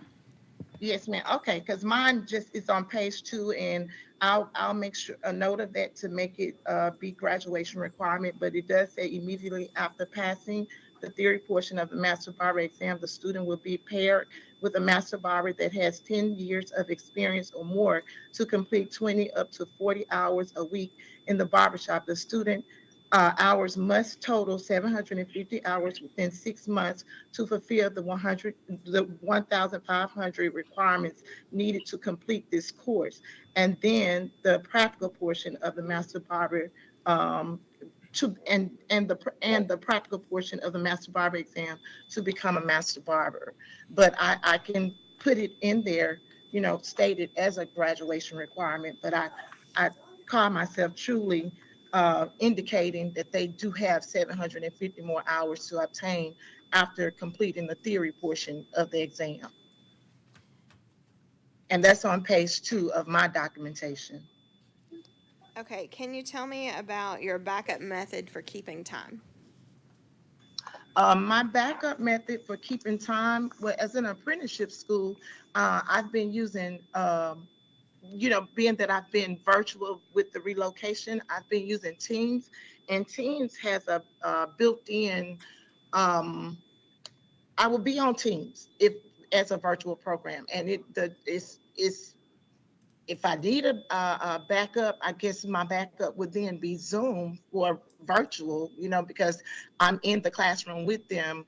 We're not in person. So my contingency beyond that, if my school was to close or anything like that, I do have a partner where the students will be allowed to keep their hours that they've accumulated with me as apprenticeship students and seamlessly, Ms. go Wilson, with him. I'm sorry to interrupt. I think what Ms. Russell's asking for is to have this in writing in your enrollment agreement, correct? Yes. So a Okay. backup Well- method for keeping time, whatever that first method is, if they are clocking in or whatever it is, what is your backup method? So let's say that you have a time clock that you use and they clock in and that time clock stops working, then what is your backup method so that the students don't lose their hours? So we need a statement in your paperwork that says what that backup method is. Are you taking Okay. both full and part-time students? I am taking both, and so virtually, how would a time in clock work?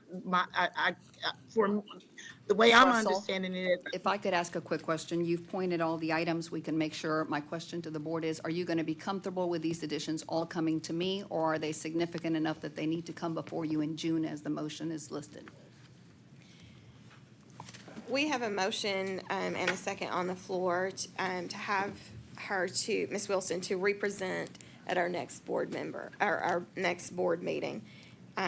So let's take care of this motion as it stands, and then if there's any amendments that are needed. All in favor for Ms. Wilson to represent, taking care of all of these items. All in favor? Aye. All right, Ms. Wilson, we would like for you to take care of these items. If you can go back and watch our video, we have kind of made a list of things that we need for you to take care of in your paperwork, and then you can represent at our next meeting. Thank you. Thank you, yes, members. ma'am. You are on page 271 for the next application. I will give everyone a minute to get there. This is the Center for Holistic Arts. It's a new specialty aesthetics school. Ms. Danita Lewis is on the call. She has presented. This school is located in Chattanooga. You have the application, floor plan, enrollment agreement, catalog, and contingency plan before you. I will turn it over to you. Welcome. Could you tell us a bit about your school? Yes, my name is Donovan. I am business partners with Danita, so we'll both be speaking today. But our school is a specialty aesthetics school with a focus on holistics.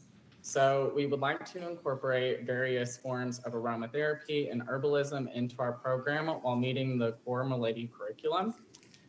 We also want to cater to students who maybe don't work as well with the traditional schedules that are offered. So we offer a weekend program. We offer day and night as well. We also offer a combination of part-time with full-time with proper filing for separation of both of those students. How many students do you intend to take at any given time? Well, with the size of our building, we're thinking that we could have like 10 full-time and 10 part-time. And these are traditional, not apprentice students, but traditional students? Yes. Okay.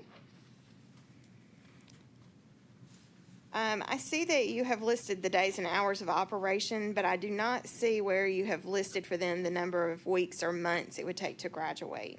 Could you direct me to that? Yes, let's look in the enrollment agreement because I believe it is listed somewhere. Maybe under graduation. Let's see. Maybe your page 5? Maybe our page 5, let's see.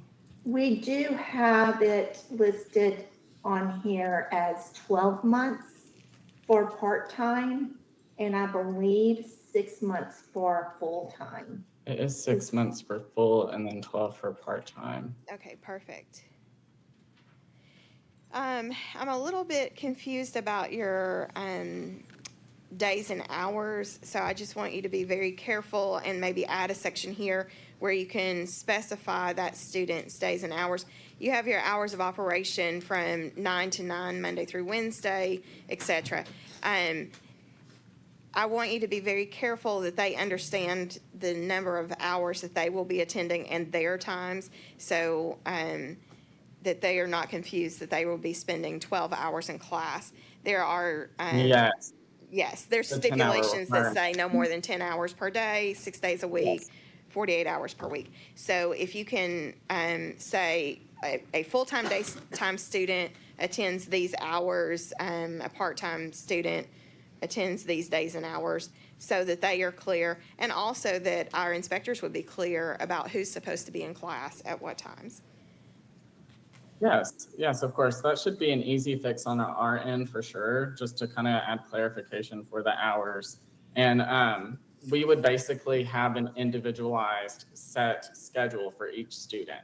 So as they enroll, we would have a schedule for how long it's going to take them individually to complete the program, along with sign-offs within the course outline. So that way we can make sure that they each individually cover each topic. That outline should be listed in our enrollment agreement as well. We've seen that before, right, where students can essentially create their schedule with blanks in the enrollment agreement?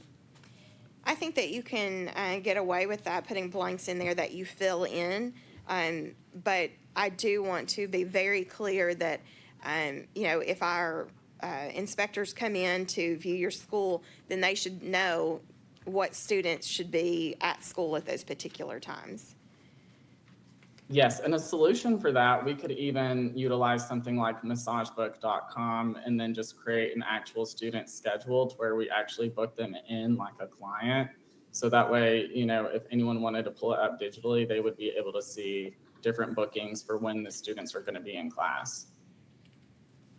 I want to ensure that the students know their times in class as well, so that they're not surprised and that their hours shift around. Yes.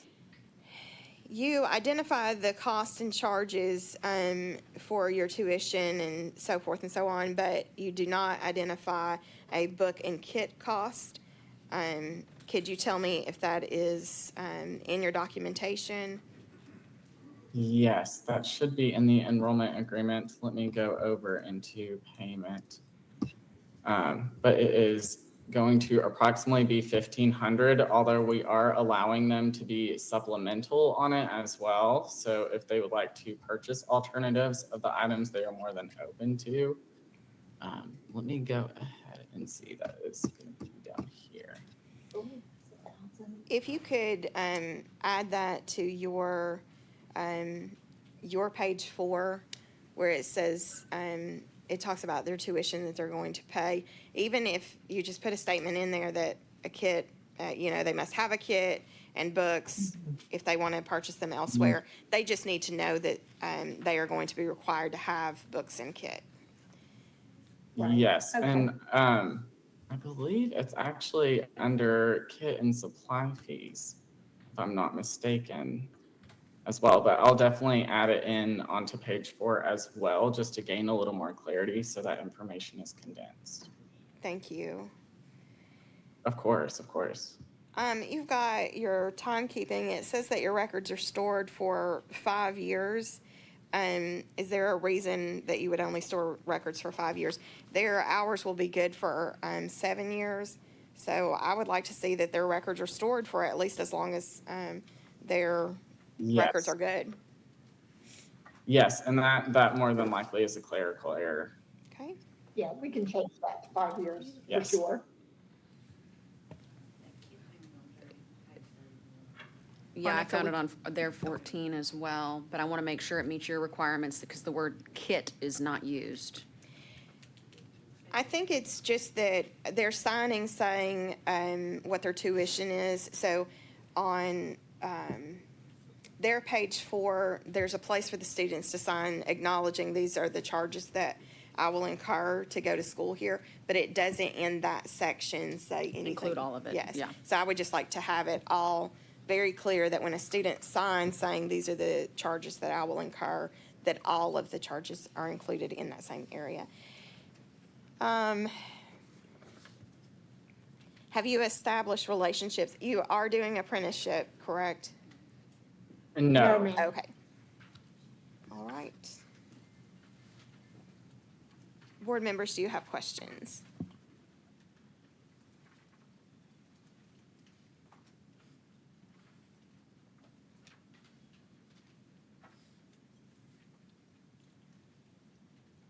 I appreciate the thoroughness and organization of your application. Oh, thank you so much. We worked really hard, and Roxana was so much help. We really appreciate that, how much help she gave us. It truly was a labor of love, Yes, it genuinely, and passion. Yes. So I just want to clarify that, so we need to, make sure that they know their schedule, what hours they're coming exactly, and then they need to know how much their kit is going to cost.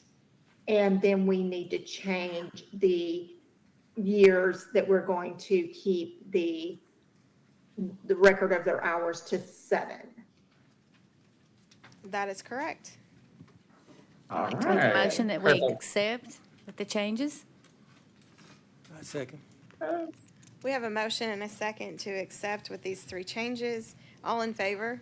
Aye. Congratulations. We hope you do well with your new school. Thank you. And Becky, we met at the TCAP meeting in Cookville, and you are such a sweet, wonderful person, and I appreciate you. And I do have one other question. Approximately, and I know that you guys, but this would definitely be approximately, when can we expect an inspection? So I'll be happy to work that out with you. The documents that are needed are the first thing you've got to get to me. Once those meet the requirements, then you will let me know when you're ready to be inspected. Okay. Okay? Amazing. Thank you so much. That's so much. Thank you. Thank you. And members, I've got to interrupt where we are in the meeting, as you know, and I did squeeze in 2 schools at the last minute. So we had noticed on the Secretary of State's website that a rulemaking hearing had to start at 11. So we're going to move on to the rulemaking hearing we will come back. We have 1 school application left and then several miscellaneous things, including the legal report. I will turn it over to Joe in a minute. The document, the red line version of the rulemaking is at the bottom toward the end of your document. I believe it starts on page 383. I'll let everyone get there. And then after we get done with that, we can either take a break or continue. I think the remaining pieces aren't going to be that long. Yes. Oh, okay. Yes, so we're going to we can stay on the record? The court reporter is going to set up to be able to record the rulemaking hearing. Roxana, do you care where she sets? No, not at all. There's a spot there. As we were waiting to do that, I would like to welcome in our guests and visitors. We have had more to join. It is literally standing room only, and this is very thrilling to see this many people in attendance.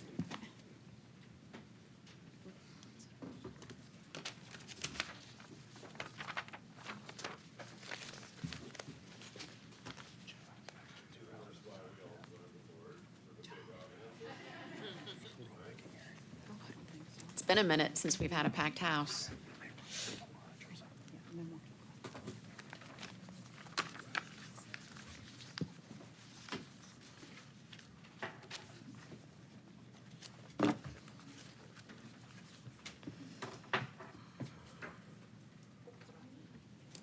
For anyone here that's for the rulemaking hearing, there's a copy of the rules that we'll be going over here, as well as the sign-in sheet that you need to sign in order to make statements.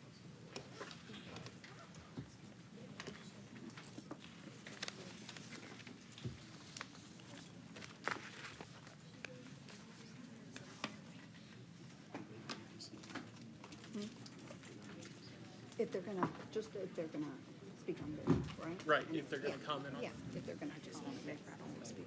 I don't want to, but it's just in case. If I got a question, can I just tell you my question?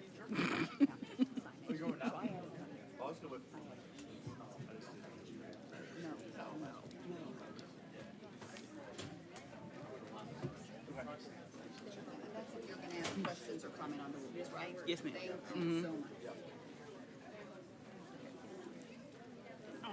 Oh, okay. This is only just in case. Yeah, I mean, yeah, we Yeah, defined them. yeah. I just didn't want to start reading the script and have 30 people race over the vote. Thank you. That's what John had said. Are they all? I said, no.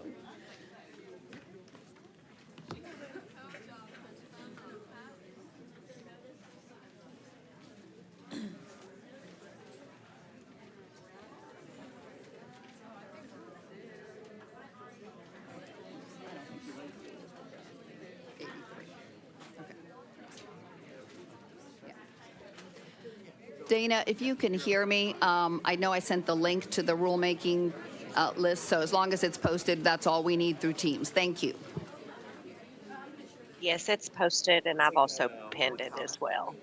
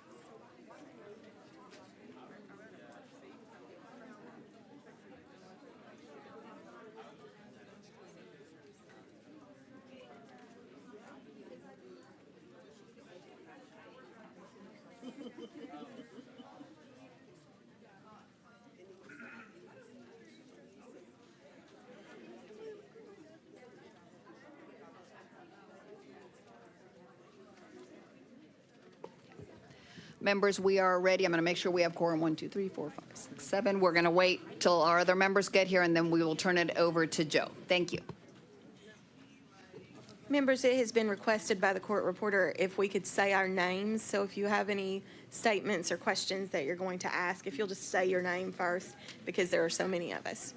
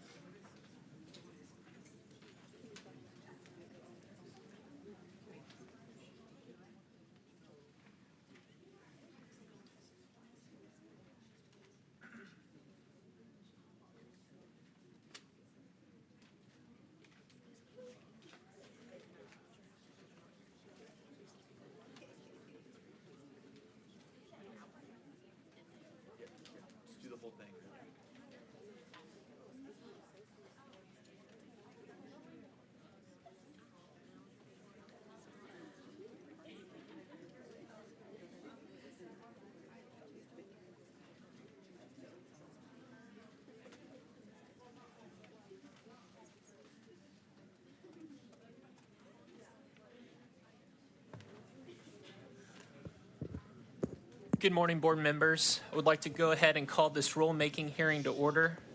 This rulemaking hearing is called to order. My name is Joseph Wharton. I serve as Associate General Counsel in the Department of Commerce and Insurance, Division of Regulatory Boards, and I represent the Tennessee State Board of Cosmetology and Barber Examiners. Would the board member or would the board representatives who are present introduce themselves for the record? Hobby Weiss. Monica Lemons. Judy McAllister. Amy Tanksley. Becky Russell. David McElreath. Marquise Martin. Perry Baldwin. Jeffrey Moran. Would the executive director introduce themselves? Roxana Gamusio. Today is Monday, April 7th, 2025. This rulemaking hearing is taking place pursuant to Tennessee Code Annotated Section 45204 and Conference Room 1A in the Davy Crockett Tower, 500 James Robertson Parkway, Nashville, Tennessee, and also available by electronic means via Microsoft Teams, which can be located on the program's website, tn.gov/commerce/regboards/cosmo/meetings.html. On this page, the link for access to this rulemaking hearing via Microsoft Teams can be found in the chart located in the middle of the web page, and the row with the date 4/7/2025, and the event agenda minutes column under the words Notice of Rulemaking Hearing. The link to this meeting is labeled Attend. The purpose of this rulemaking hearing is to solicit comments on rule amendments to the rules and regulations of the Tennessee State Board of Cosmetology and Barber Examiners. The proposed rules are in response to the department's retrospective rule review conducted in 2023, the passage of the Cosmetology Licensure Compact, and the creation of the Restricted Business Alcohol License. The proposed rules update the existing rules to reflect current industry practice, remove language regarding a high school equivalency credential, remove the prohibitions regarding the sale of alcohol in shops, and reduce the fees for the late renewal of a barber license. Finally, the proposed rules amend the rules regarding apprenticeship to allow a supervising licensed professional to be the responsible charge of up to 3 apprenticeship students. A rule is defined as an agency statement of general applicability that implements or prescribes law or policy or describes the procedures or practice requirements of the agency. Proposed rules are filed with the Office of the Secretary of State. Notice is given to the public for comment, and a rulemaking hearing is held. Upon the conclusion and adoption of the proposed rules, the rules are forwarded to the Attorney General's office for review of legality. If approved, they are filed with the Secretary of State, which is responsible for publication, and the Government Operations Committee of the General Assembly. The rules must stay in the Secretary of State's office for 90 days, the end of which time will be the effective date. Please listen carefully. Those members of the public wishing to speak and appearing in person should place their name on the sign-in sheet on the podium to my right. Those members of the public wishing to speak and appearing via Microsoft Teams should put their name in the chat box. Oral comments will only be accepted by those who have written their name on the sign-in sheet or typed their name in the chat box. Is there anyone else that desires to offer oral comments but has not written their name on the sign-in sheet or typed their name in the chat box? Seeing that there are none, for those attending this hearing in person, I would call your attention to the table to my right. On this table, you will find redlined copies of the rule amendments addressed in today's rulemaking hearing. For those attending on Microsoft Teams, you will find a link in the chat box to the redline copies of the rule amendments for today's rulemaking hearing. The notice of rulemaking hearing included the entire text of the proposed rule and were published on the Tennessee Administrative Register website on January 29th, 2025. Ms. Gamusio, what additional notice was given to the affected individuals or groups? Via our email system, Get Notified, we have let anyone that is signed up to get information on the board be informed that this meeting was taking place. We've also added the documents on the website for the public meeting. As the agency hears public comment on the proposed rules, I, as moderator, reserve the right to limit such comments if they become repetitive. Please limit your comments accordingly. I will now summarize the substance of the proposed rules into the record.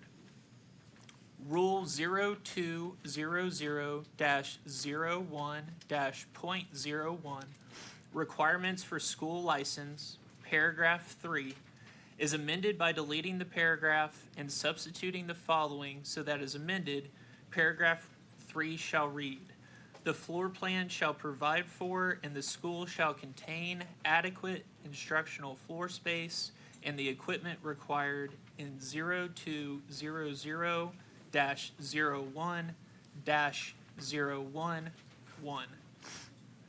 Rule 0200-01-.02, Curriculum, Paragraph 4, Subparagraph L, Part 1, Subpart 2, item 2 is amended by deleting the text of the item and substituting the following so that as amended, item 4L122 shall read, each supervising licensed professional shall be the responsible charge of no more than 3 apprenticeship students. A supervising licensed professional can only provide supervised instruction to 1 student at a time. Any supervising licensed professional that is the responsible charge of more than 1 apprenticeship student shall ensure that each apprenticeship student is scheduled for enough hours of supervised instruction per week to graduate in 1.5 times the length of enrollment under the school's standard full-time contract agreement. A supervising licensed professional with more than 1 apprenticeship student shall indicate the dates and times of instruction for each apprenticeship student in the student's daily log. Rule 0200-01-.06, expiration of certificates of registration. Paragraphs 5 through 12 are amended by deleting the paragraphs and substituting the following. Paragraph 5. A master barber or barber instructor may place his or her certificate of registration into inactive status by sending an email or written request to the board prior to the expiration of his or her certificate of registration. A master barber or barber instructor whose certificate of registration is in inactive status may not engage in any conduct for which a certificate of registration is required, while his or her certificate of registration is in inactive status. Paragraph 6. A master barber or barber instructor whose certificate of registration is in inactive status may reactivate his or her certificate of registration to active status by sending an email or written request to the board and demonstrating compliance with all applicable requirements for certificate of registration reinstatement. Paragraph 7. An applicant for licensure meeting the requirements of TCA Section 4.3.1304 may A. Be issued a license or certificate under Tennessee Code Annotated Title 62, Chapter 3, upon application and payment of all fees required for issuance of a regular license or certificate of the same type, if in the opinion of the board, the requirements for certification or licensure of such other state are substantially equivalent to that required in Tennessee, or B, be issued a temporary permit as described herein if the board determines that the applicant's license or certificate does not meet the requirements for substantial equivalency, but that the applicant could perform additional acts, including but not limited to education, training, or experience, in order to meet the requirements for the licensure or certificate to be substantially equivalent. The board may issue a temporary permit upon application and payment of all fees required for issuance of a regular license or certificate of the same type, which shall allow such person to perform services as if fully licensed or certified for a set period of time that is determined to be sufficient for the applicant to complete such requirements. 1. After completing those additional requirements and providing the board with sufficient proof thereof as may be required, a full certificate of registration shall be issued to the applicant with an issuance date of the date of the original issuance of the temporary permit, an expiration date as if the full certificate of registration had been issued at that time. 2. A temporary permit shall be issued for a period of less than the length of a renewal cycle for a full certificate of registration. 3.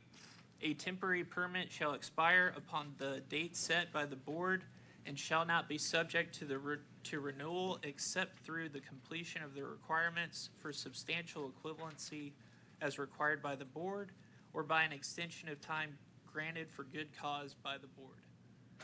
Should an extension to a temporary permit cause the permit to be in effect longer than the renewal cycle of a full certificate of registration, the holder of the temporary permit shall file a renewal application with such document and fees, including completion of continuing education as are required by the board for all other renewals of a full certificate of registration of the same type.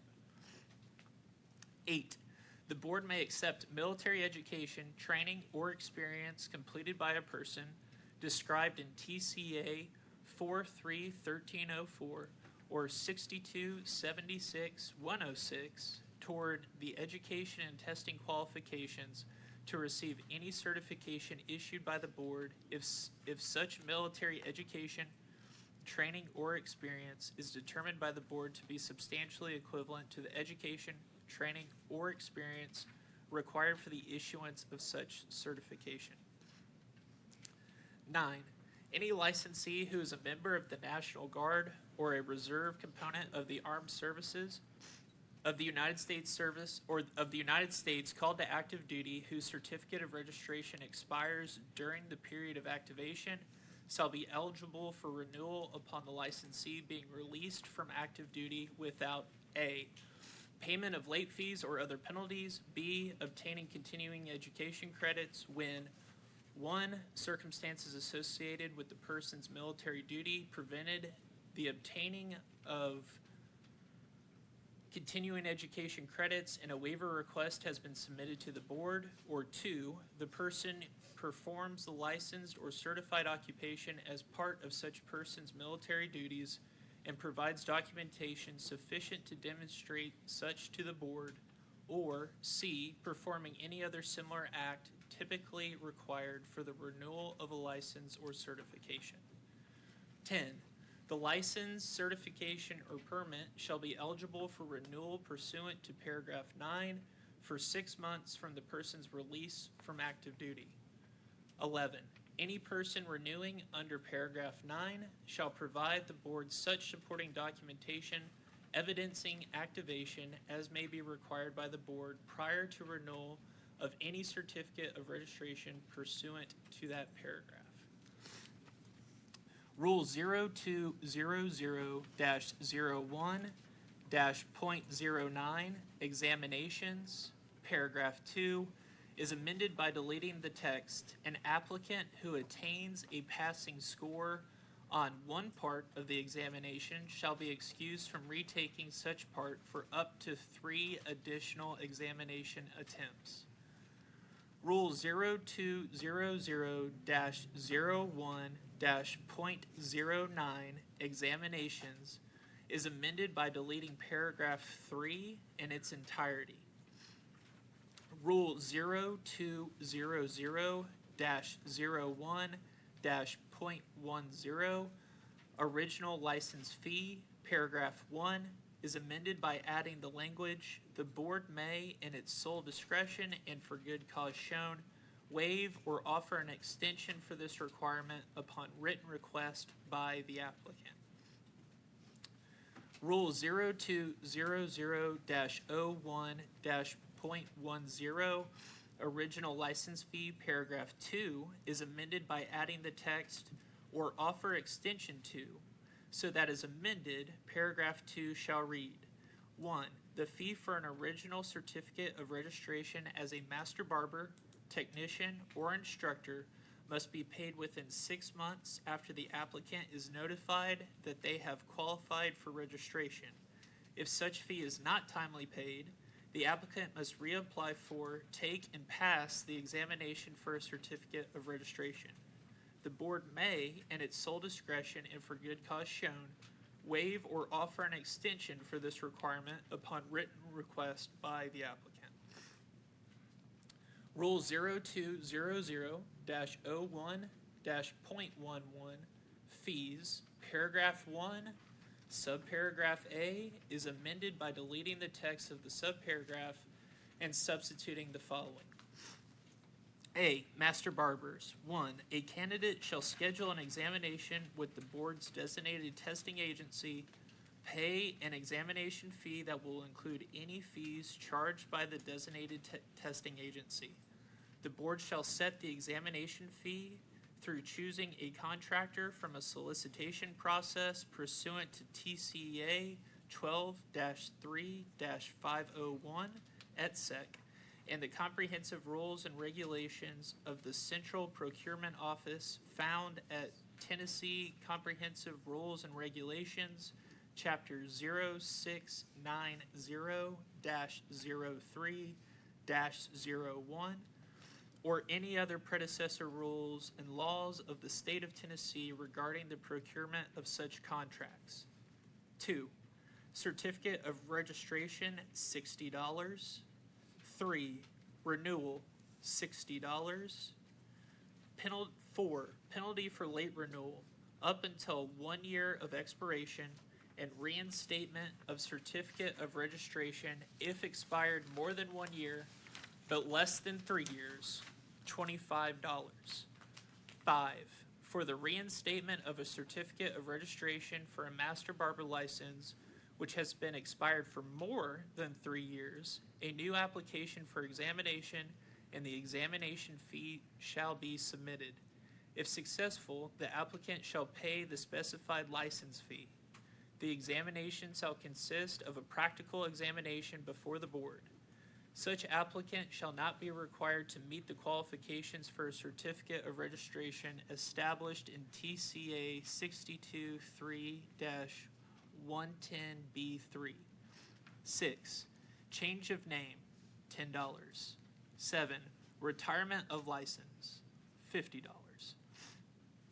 Rule 0200-01-.13, license qualifications, paragraph 2, is amended by deleting the text of the subparagraphs A and B and substituting the following so that as amended, paragraph 2 shall read, in order to activate a retired license, A licensee who holds a retired license may request the board to activate the retired license by submitting a written request to the board, retaking and passing the practical and law portions of the examination, and submitting payment of license.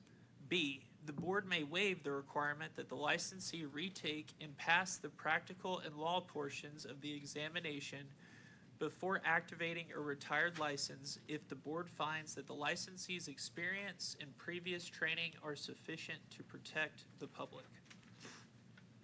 Rule 0200-03-.04, communicable diseases, is amended by deleting paragraph 3. Rule 0200-03-.06, prohibited hazardous substances / use of products, paragraph 1, is amended by deleting the language inconsistent with the cosmetic products manufacturer's instructions and adding banned by the FDA. Rule 0200-03-.16, facial treatments, is amended by deleting paragraph 2 and renumbering the subsequent paragraph. Rule 0440-01-.02, change of school ownership and relocation, is amended by deleting the paragraph 1 and removing the numbering from paragraph 2.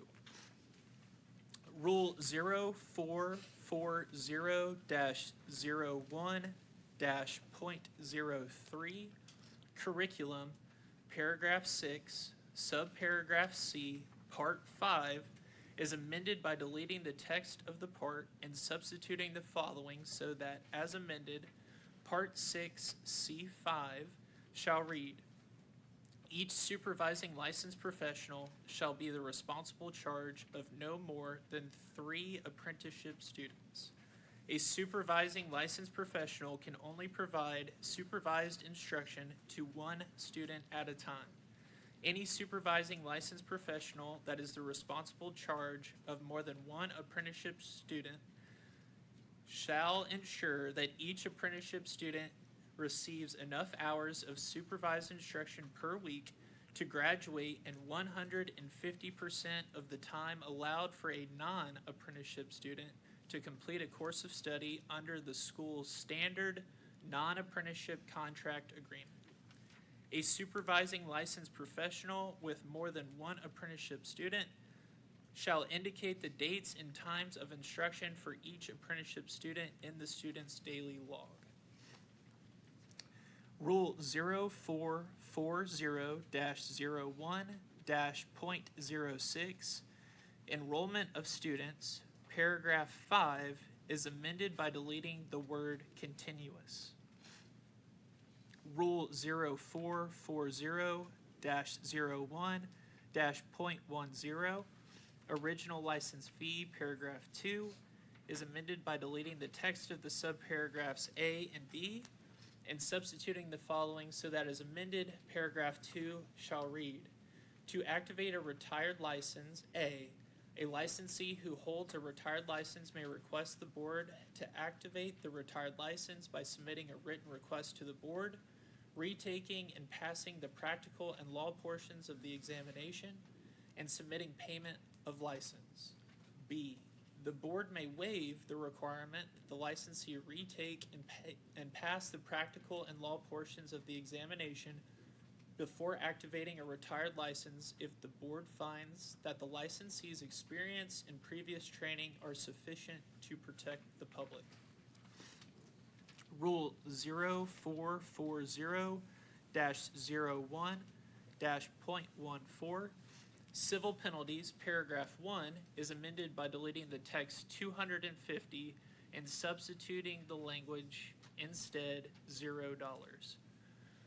Rule 0440-01-.16, schools providing limited instruction, is amended by renaming the rule participation in apprenticeship program by deleting paragraphs 1 and 2 in their entirety and removing the numbering from the current paragraph 3. Rule 0440-02-.04, posting of rules and licenses, is amended by deleting paragraph 1 and renumbering the remaining paragraphs. Rule 0440-02-.05, inspections, is amended by deleting paragraph 3. Rule 0440-02-.06, facilities, is amended by deleting paragraph 2 and renumbering the remaining paragraphs. Rule 0440-02-.12, communicable diseases, is amended by deleting paragraph 3. Rule 0440-02-.16, skin peeling and invasive procedures, is amended by adding paragraph 6, which shall read, no high-frequency electric current shall be used in the coagulation of human tissue or in the removal of superfluous hair, moles, warts, or appendages from the skin. Rule 0200-01-.08, educational equivalent, is repealed in its entirety. Rule 0200-01-.16, demonstrations, is repealed in its entirety. Rule 0200-01-.17, alcoholic beverages, is repealed in its entirety. 0200-03-.07, furnishings and equipment, is repealed in its entirety. Rule 0200-03-.10, lavatories and shampoo bowls, is repealed in its entirety.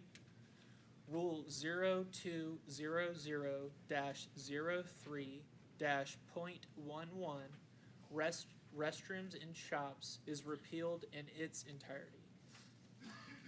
Rule 0200-03 040-040-.12 attire in barber schools is repealed in its entirety. Rule 0440-01-.04 high school equivalency credential is repealed in its entirety. Rule 0440-01-.08 expiration of school registration renewal is repealed in its entirety. Rule 0440-01-.12 demonstrations is repealed in its entirety. Rule 0440-02-0.09 laundry work is repealed in its entirety. Rule 0440-02-0.11 high frequency electric current is repealed in its entirety. Rule 0440-02-0.14 trash containers is repealed in its entirety. Rule 0440-02-0.15 alcoholic beverages is repealed in its entirety. Ms. Gamusio, were any written comments received by the Commission Office for the rule amendments that were not forwarded to me prior to today's hearing? No. I will now solicit comments from individuals present at today's meeting, either in person or via Microsoft Teams. Just gonna announce your name. Marlisha Ross. Good morning. The only question that I have is the alcoholic beverages that's been repealed. I know normally in our salon, we've offered it as a package. If they purchase a certain package, they are able to receive complimentary alcohol. We were told we were no longer allowed, we were not able at all to sell it, which we haven't been doing that. But wanted to know if this is something that we can add in addition if they don't purchase a specific package. Are they allowed to purchase, or is this just, what does that mean at this point? So you're accurate. You could give it away up to this point in time. The way that the rule has been amended, it coincides with a law passed during last year's legislative session. You all are now allowed to charge for that alcoholic beverage. Now, the rule does stipulate what that restricted retail business looks like. You have to have a certain amount of seats. Right. You have to have food service. Correct. So as long as you meet the other criteria, you can now charge for that alcoholic beverage. Okay, thank you. Does the board have any comment on that subject? You're mine. Dave McElreath, on page 388 and 391, dealing with retired license, it looks like we are duplicating the same information. Is it necessary to have it in two places? 388, we're talking a licensee holds a Yes. retired license, et cetera, and then on 391, Yeah, All right. one is for Barber, and then the other is for cosmetology. So that's why there's duplicate. It addresses that same issue for both of the professions. the same thank way. you for clarifying that. Yes, sir. I was confused. Marquise Martin, for Rule 200-1, number 1, where it's been repealed for the 1,600 square foot to adequate, does it specify what is adequate?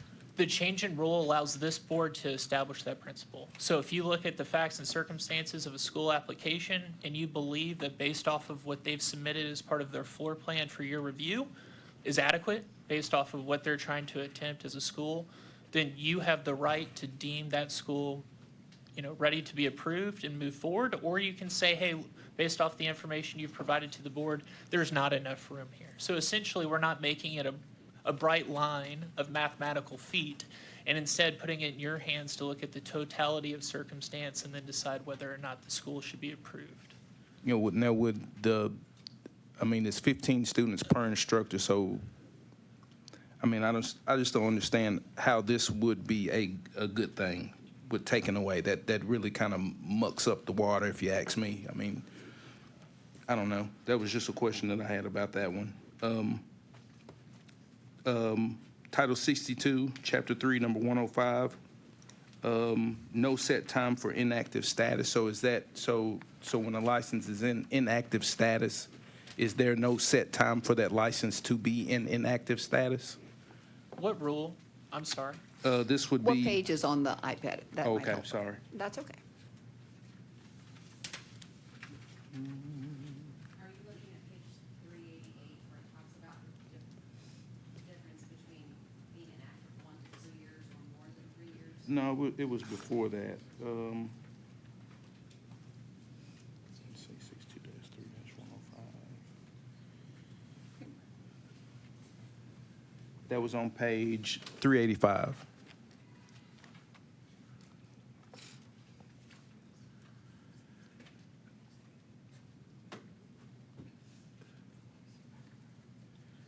So the question is, your question concerns the period of inactive status? Yes. We amended this rule. It's a fair question what you're asking. I'm going to focus just specifically on how I amended this rule. We amended this rule to basically remove the requirement that a form be published, that someone could simply contact Roxana via email and say, hey, I am so-and-so, this is my license number.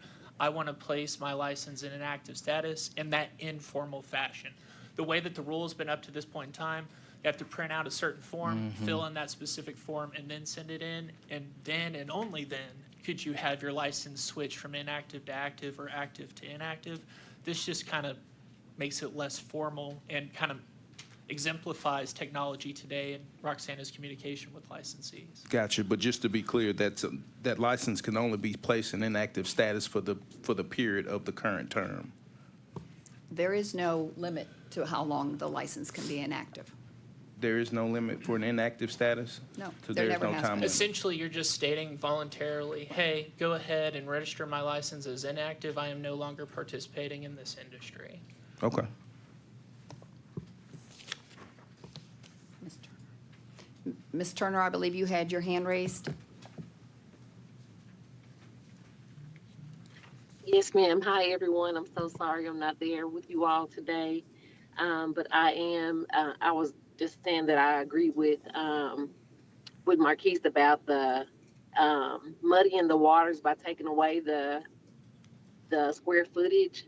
And I've spoken with Mr. Alexander before, just asking a question about that, because under apprenticeship schools, there isn't it's up to the discretion of the board and the owner, but that's created some, like, I guess, confusion for me, because where I am locally, and I see these schools that are opening that don't have a lot of requirement around it. They get through the board, but then to be able to operate, and then they get into the schools with no integrity. And as the board, we're expecting them to have integrity, but they don't. And so taking away that square footage, it does add, confusion, and it also adds room for the industry to continue to go rogue.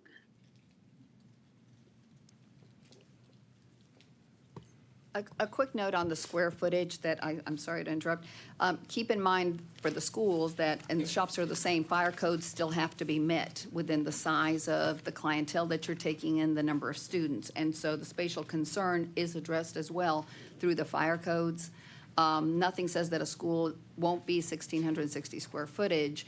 It could be larger, but it could be smaller if the school's business plan is to be small. If they only want to have a limited number of students, the concern with some new schools were we have to be so large and pay so much in rent when in fact we want to be small, which the specialty cosmetology schools have that flexibility.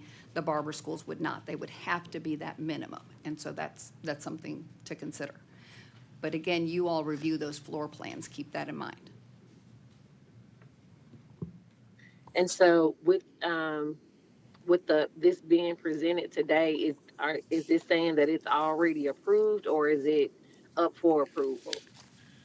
No, so nothing has been approved at this point in time. We're in the middle of the process. These rules today are being presented to the public and the board, or the board representative could respond to the comments or any questions on those rules. They would only become effective if after this rulemaking hearing, they're filed with the Attorney General's office, they're reviewed for legality, and then filed with the Secretary of State for 90 days, and they become effective. So essentially, Ms. Turner, we're in the middle of that process. What you're reading right now is the draft and proposed rule changes. Nothing is finalized at this point in time in this process. And so, could you educate me on how to ask for that to be removed from that, from this packet?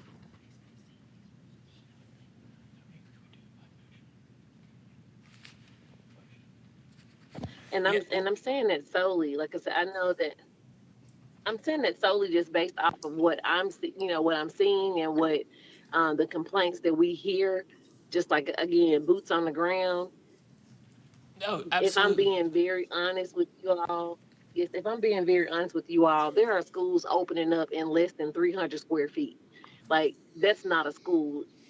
We have to have some type of we have to have some type of something in place because, like I said, the people are smart. They're smart enough to know, oh, well, I know someone that just opened up a space. I'm going to go open up a space.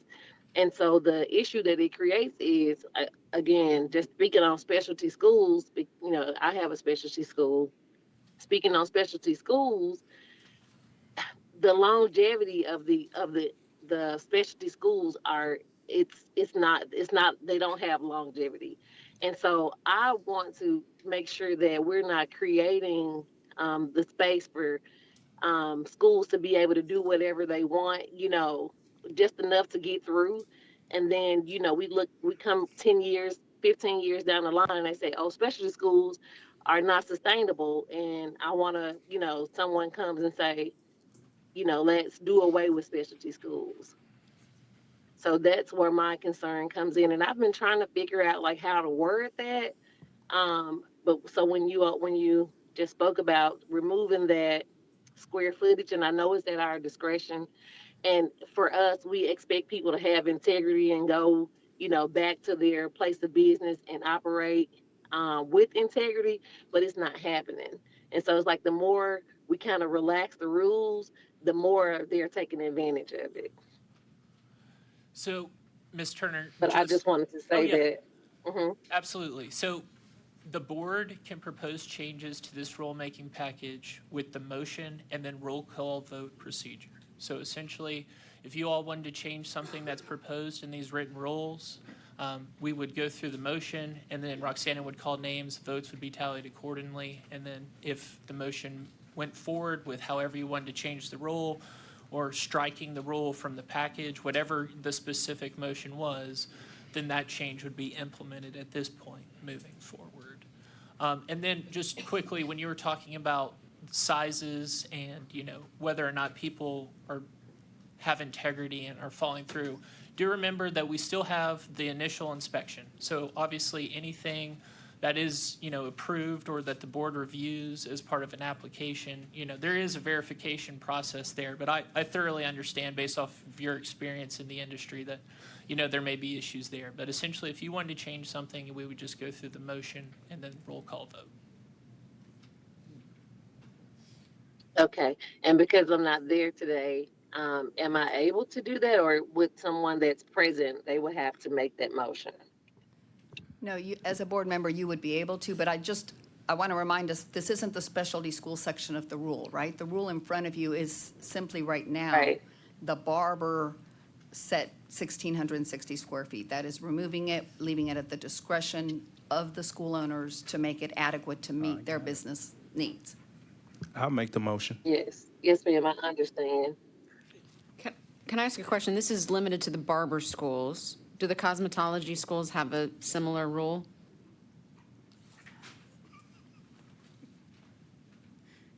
It's 2,200 square feet.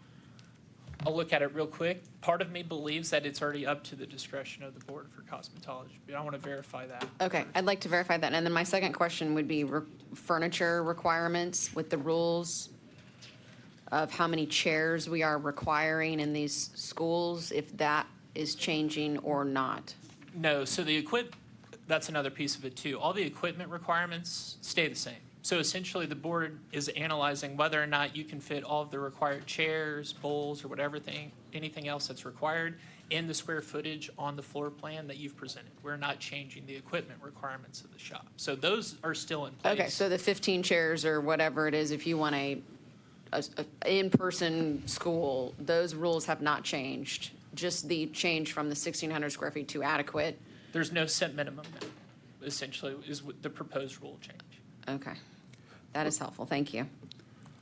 My thing is, it's like Ms. Roxana said, if schools want to stay small, Marquise Martin, I'm sorry. If schools want to stay small, so if you want to stay small, you can stay small, but if you don't meet a certain square footage requirement, you can only have so many students, right? So you can't say, I'm going to stay small, but then you look up and you got 15, 20 students in a small space. Now, if you want to stay small, that's fine. You can stay small, but if you don't hit a certain amount of square footage, then you can only have so many students. And some of that would be back to fire codes, right? Same as if you've got a small shop and all of a sudden your shop that can only seat 5 patrons has 45 in there. There would be some code violation there as well. Well, I mean, realistically, if it's still 15 chairs for a barber school. For our court reporter, if you can just make sure that your name's on the record. Sorry, it's Amy Tanksley.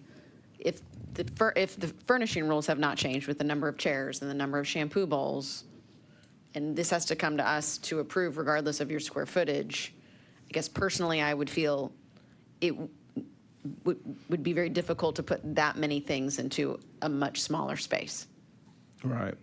I'm kind of with Ms. Turner on this one. I think it just leaves the door unlocked for people to take advantage. I think at the end of the day, I think that's just what that does. If you do that, if you have it to where there is no minimum square footage, it's going to get taken advantage of. Just period, point blank. I've even seen shops with it.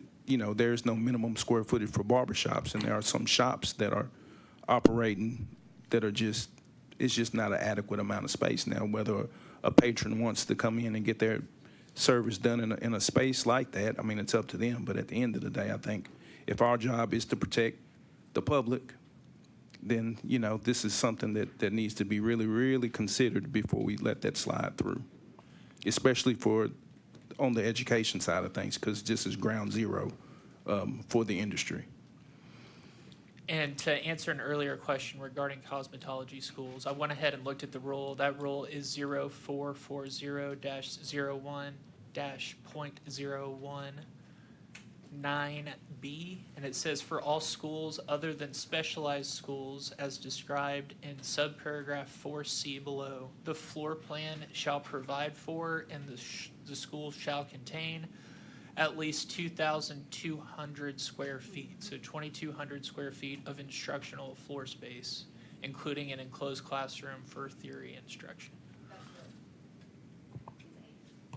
This is Amy again to confirm that is for cosmetology schools. It's 2,200 square feet. Non-specialty. So specialty schools, the floor plan for a specialized school solely offering a course of study in aesthetics, manicuring, or natural hairstyling shall provide for and the school shall contain adequate floor space. So that is already in front of you all, but that is just specialized schools within cosmetology. You already have the authority to decide the floor space for a specialized school. There is no set limit on a specialized cosmetology school at this time. It's just a full cosmetology school has the 2,200 square feet requirement. If you're specialized, there is no base requirement of floor space. To confirm, specialty programs would be eyelash programs, aesthetics programs, or nail programs. But if you are offering the full cosmetology license, it is 2,200 square feet. As with the barber program, there are not smaller components of a barber program. Okay. then on the record, I want to say I am not comfortable making any adjustments to square footage unless we are looking at both cosmetology and barber programs.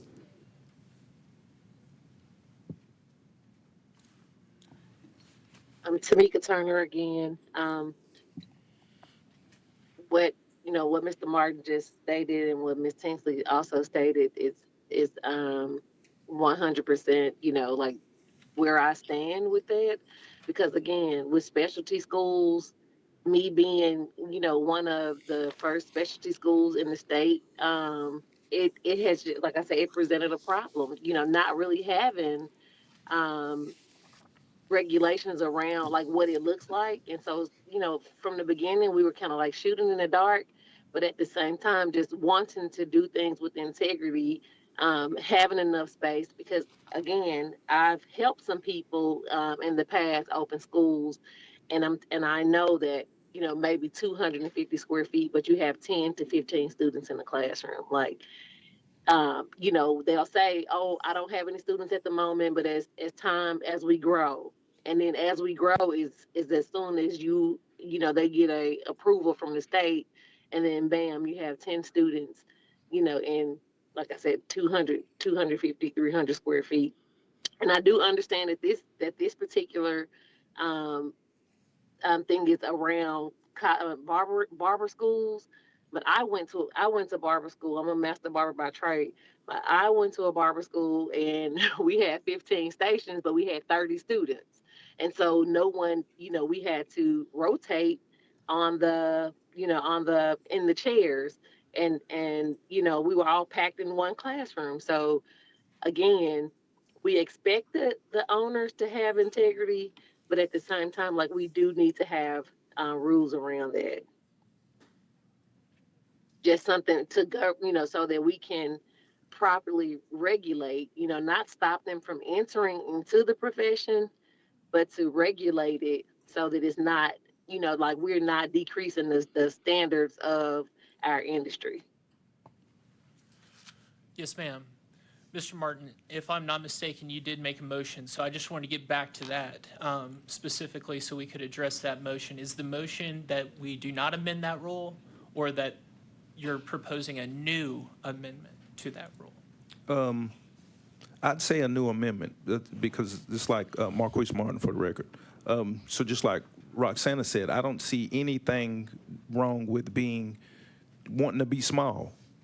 So, but I think removing the square footage totally, I think that's a bad move. I think if you want to stay small and you want to go smaller than 1,600 square foot, then you should only be allowed to have a certain amount of students in that space, period.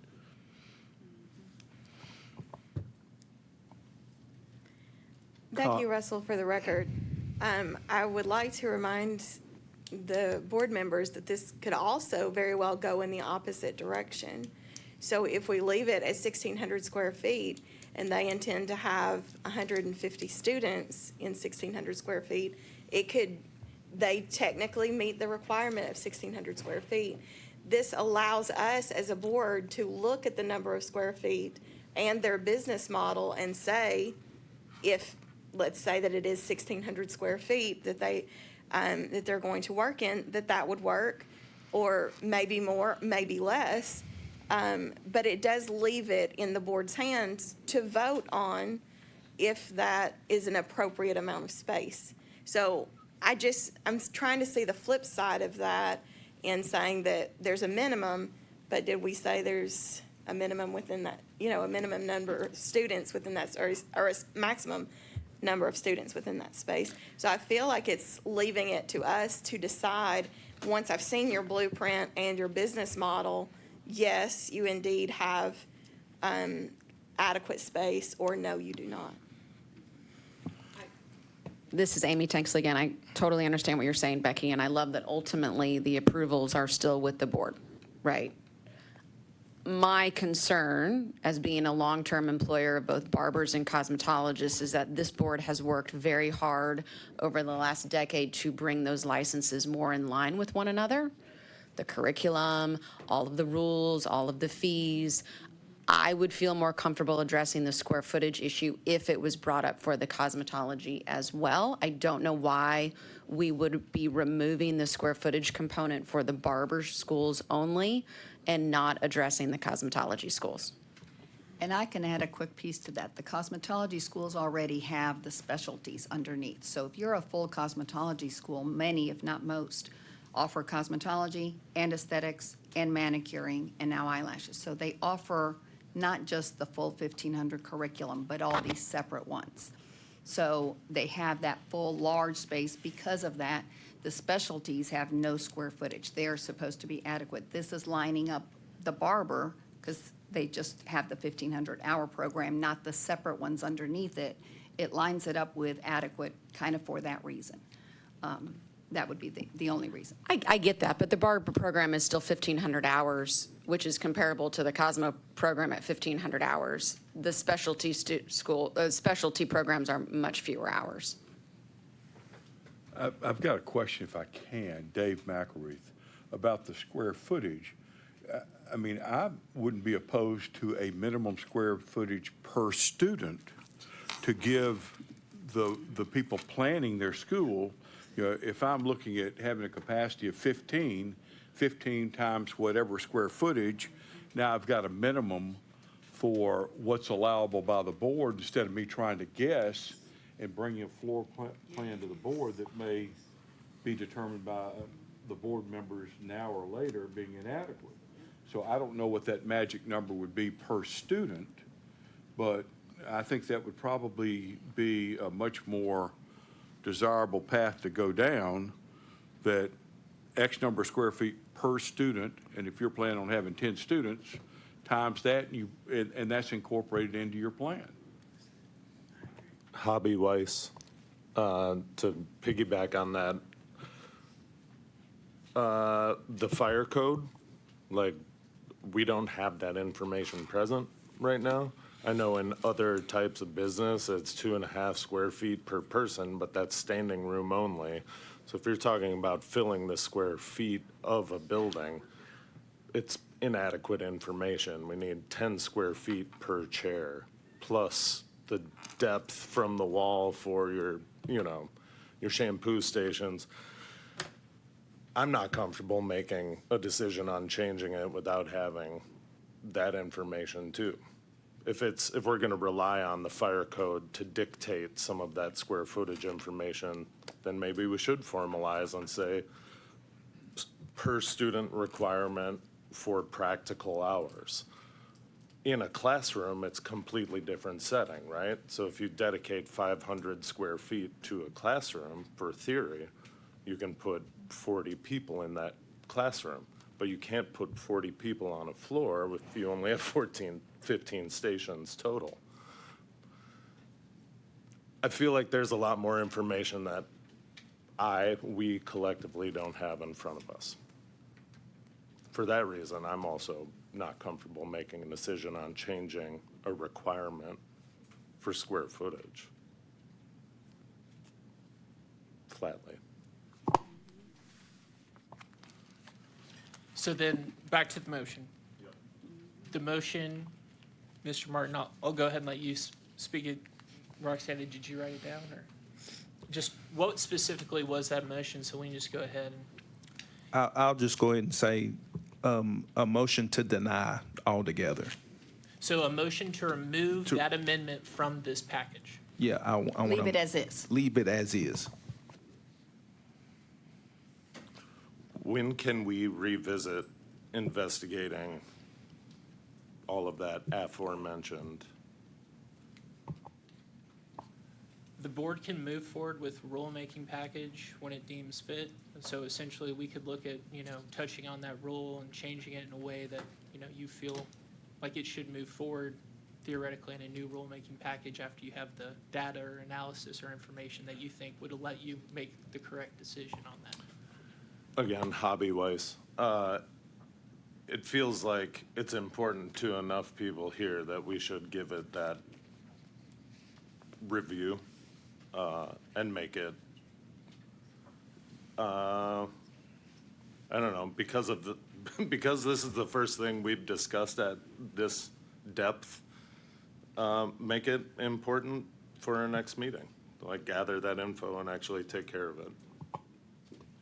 And I think that would line up with what Ms. Tamika Turner's been trying to do for the specialty schools as well, so we will table that at the meetings going forward. We have a motion by Marquise Martin to eliminate getting rid of the set square footage, so it would just take out that deletion. Second. Thank you.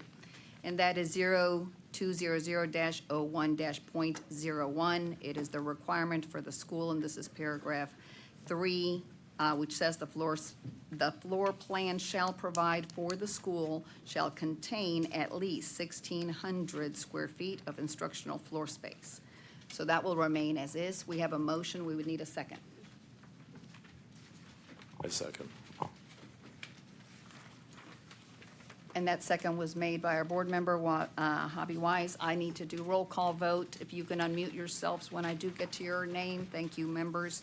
The motion is to eliminate and set the rule as it was, leave it as it was, and delete the amended proposal change. Mr. Perry Baldwin.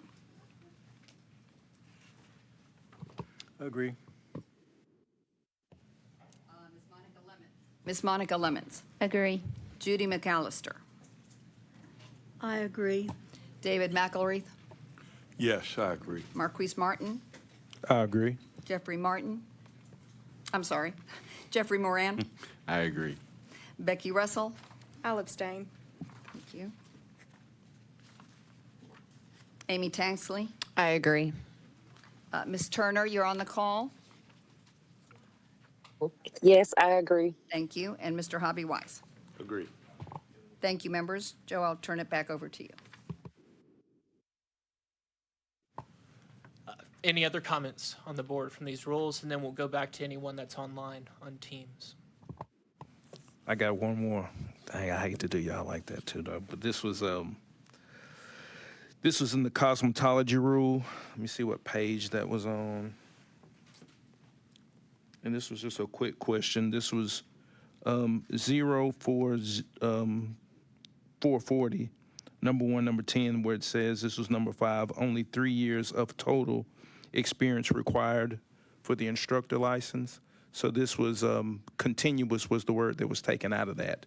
So this could be, I've just had a license just for 3 years, and I'm just doing my thing. Correct, yes. There was a previous mention that, there was a want to open up and allow more people to possibly serve as instructors for schools. And by removing the continuous specific language, someone that's been licensed for 3 years as opposed to licensed for 3 continuous years could then serve as an instructor and teach people in the profession in schools. Gotcha. Sometimes there's also been a issue with the timekeeping, correct, where if you are late to renew, then it will start you over. Is that still the case with the computers? It isn't, no. So it's never started your over, your license continues. However, if you let your license, let's say, expire for a year, you still renewed it, that lapse time we see, and the fact that the word continuous is in the statute meant we had to review, did you ever have a lapsed license, a license not current to work? Now we wouldn't have to, just the years count. Would that be a situation where that would be at the board's discretion? Not the 3 years, no. We approve those licenses internally. If the person has had a license in Tennessee or other jurisdiction for 3 years, we look at the licensure dates. Okay, just to clarify, but not an issue, just something that I just kind of noticed, that's all.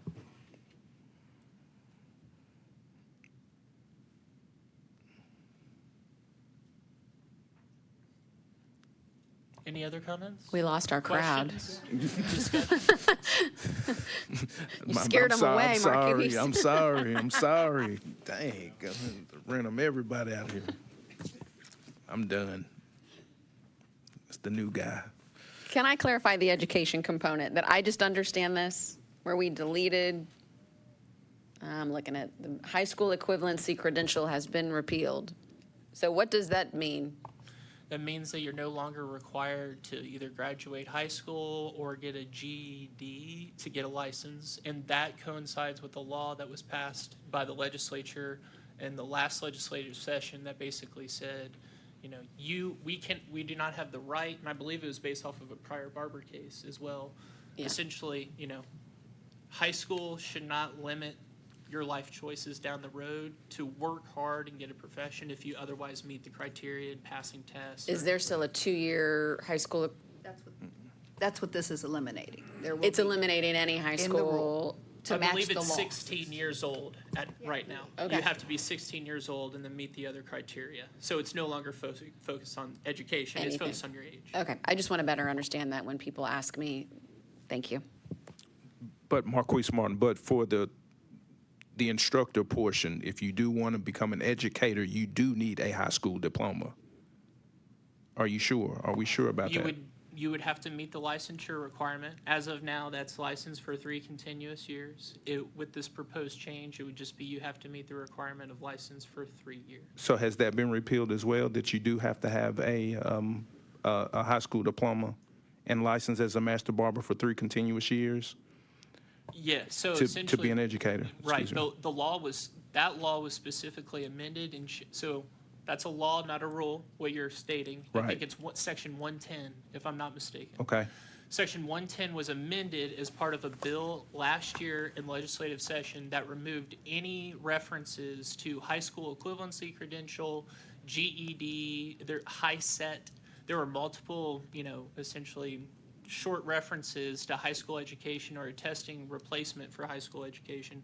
And that bill that was passed last year removed all those references from it. Essentially, the law stated we couldn't base licensure off of high school education and eliminate individuals from that opportunity.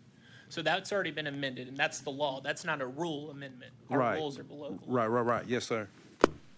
So there is no minimum education even for educators in this field. That is correct. Shoo. All that went. Lord have mercy. Now, the only thing I do want to clarify to that, and again, that was the law, so that was last year. When you all Right. got law updates, you would have seen it. Is that our accredited schools that offer financial aid still require all those. So for a school that is accredited, Okay. they must meet those requirements in order for financial aid to be allowed. But that, we have nothing in that, our statute directly Right. for that. Okay, so if it's an accredited school, are they still looking at the 2, I mean, I don't know anything about that process, thank goodness, but, For accredited, it's a high school diploma or Yes. equivalency. There's no 2 years. okay. But if it's a non-accredited school, it reverts Nothing. back to, okay, thank you.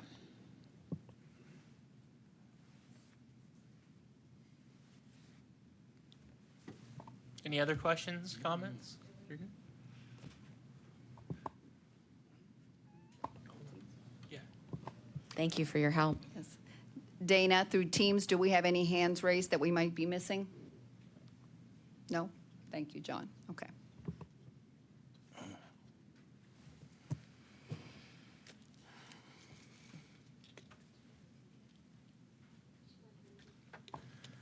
Seeing that there are no additional comments, this now concludes the comment period for this rulemaking package. First, I will need a motion to adopt the hearing rule language as amended on the record. I make a motion to accept. Thank you. We have a motion to adopt the rules as amended. Do we- Second. The motion was by Ms. Monica Lemons, and the second was, I believe, by Ms. Judy McAllister. By roll call vote. Perry Baldwin. Monica Lemons.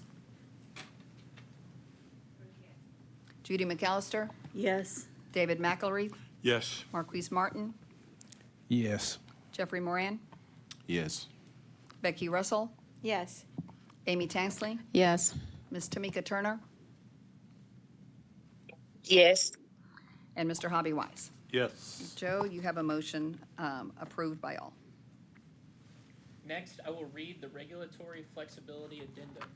Pursuant to TCA Section 45401 through 45404, prior to initiating the rulemaking process, all agencies shall conduct a review of whether a proposed rule or rule affects small business. Prompt 1, the type or types of small business and an identification and estimate of the number of small businesses subject to the rule being proposed that would bear the cost of or directly benefit from the rule being proposed? Answer 1. These rules may have a minor impact on private cosmetology and barber schools and shops by increasing the number of eligible students and licensees that can enter the job market without a high school education.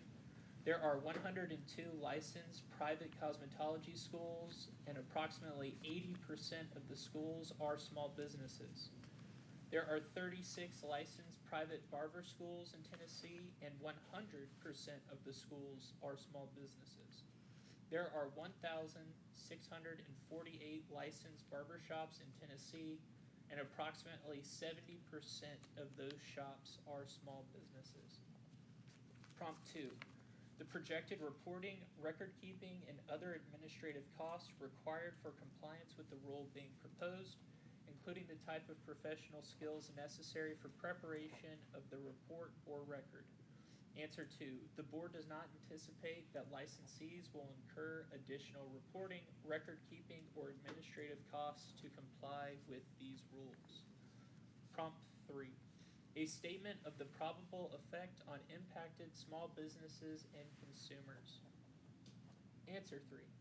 Private barber and cosmetology schools may experience a growth in student enrollment because the rules remove the requirement that private schools only admit students who have completed and passed 2 years of high school or received at least a score of 38% on the GED or HiSET examination.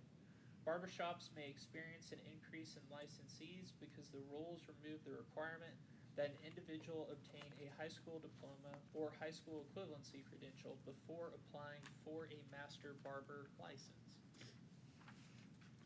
Prompt 4. Oh man. Am I gonna have to, yep.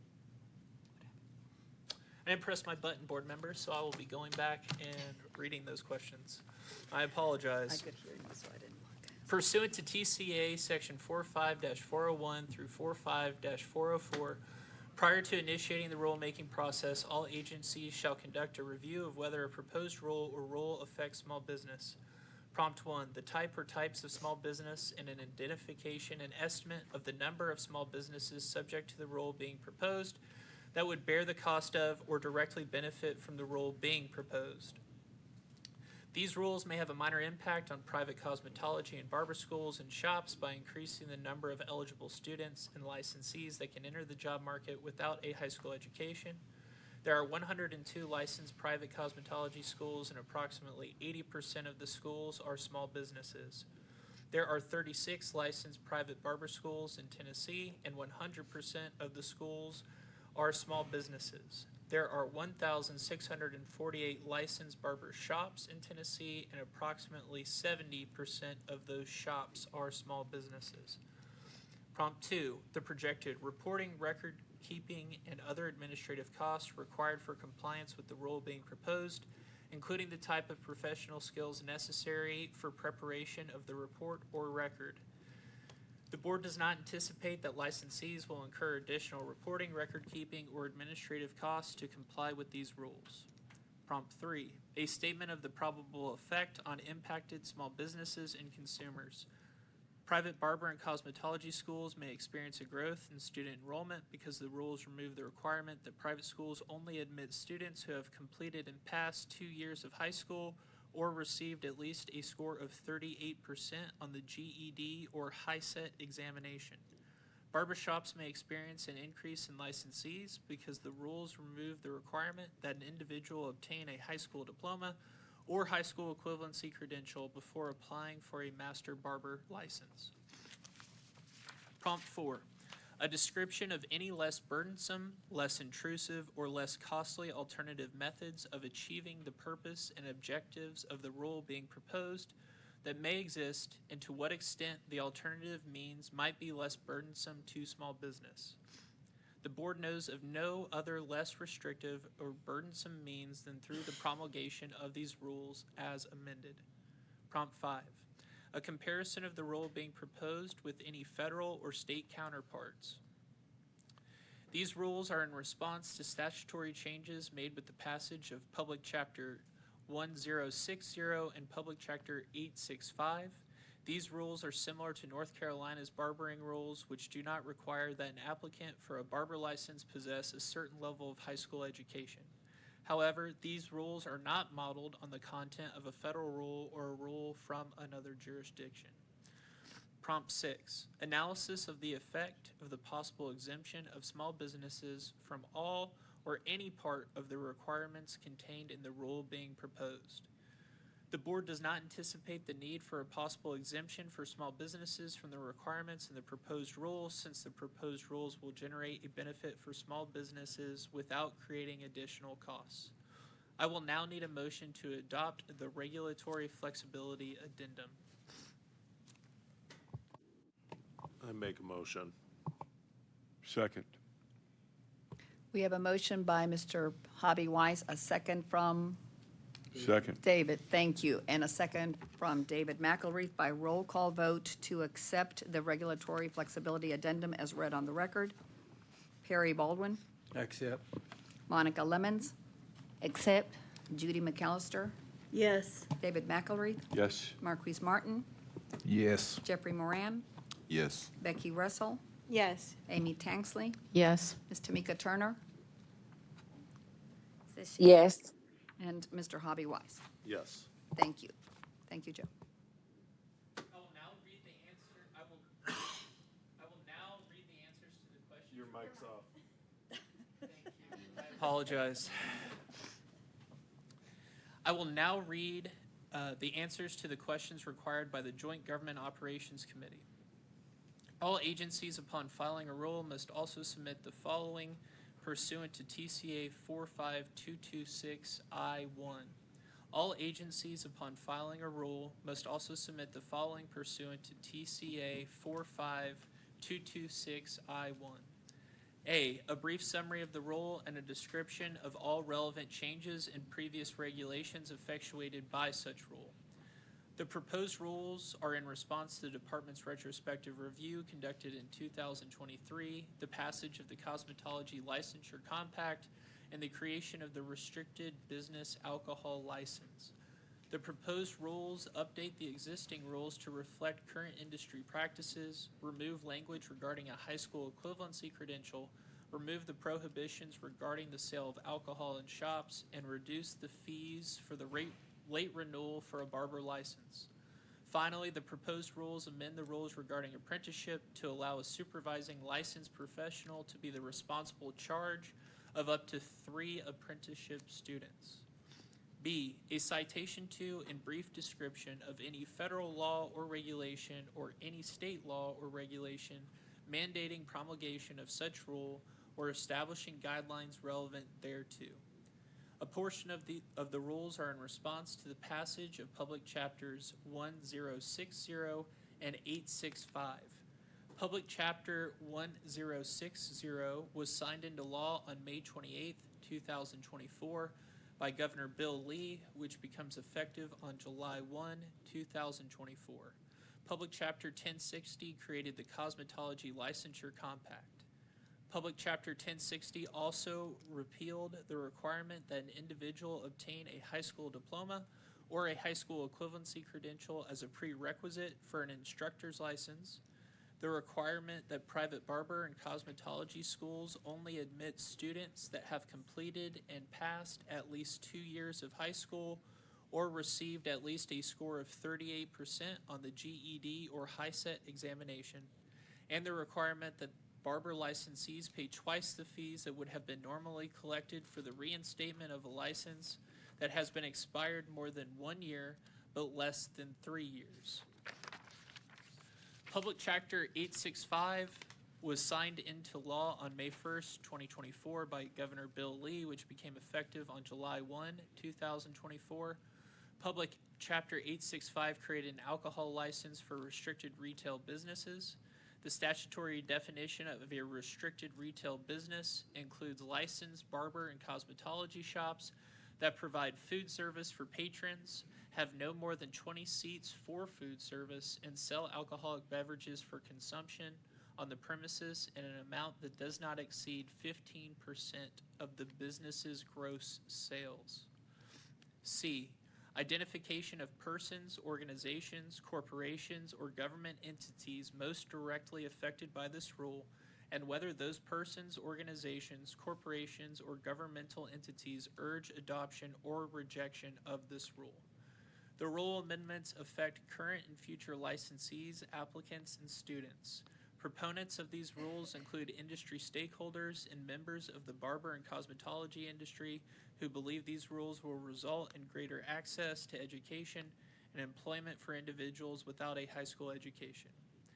Proponents of these rules also include shop owners that believe alcohol sales will increase revenue.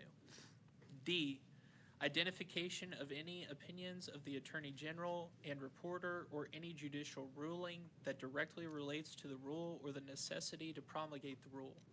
There are no known opinions of the Attorney General and reporter or any judicial ruling that directly relate to the rule or the necessity to promulgate the rule. E, an estimate of the probable increase or decrease in state and local government revenues and expenditures, if any, resulting from the promulgation of this rule, and assumptions and reasoning upon which the estimate is based. An agency shall not state that the fiscal impact is minimal if the fiscal impact is more than 2% of the agency's annual budget or $500,000, which is ever less. These rules may raise additional state government revenue by expanding access to the barber and cosmetology industries to individuals without a high school education, which will increase the number of individuals licensed by the board. The department may track licensure numbers to see what, if any, increase or decrease in licensure results due to the promulgation of these rules. The department does not anticipate a significant cost for the administration and enforcement of these rules. F, identification of the appropriate agency, representative, or representatives possessing substantial knowledge and understanding of the rule. Joseph Wharton, Associate General Counsel for the Tennessee State Board of Cosmetology and Barber Examiners. Roxana Gamusio, Executive Director for the Tennessee State Board of Cosmetology and Barber Examiners.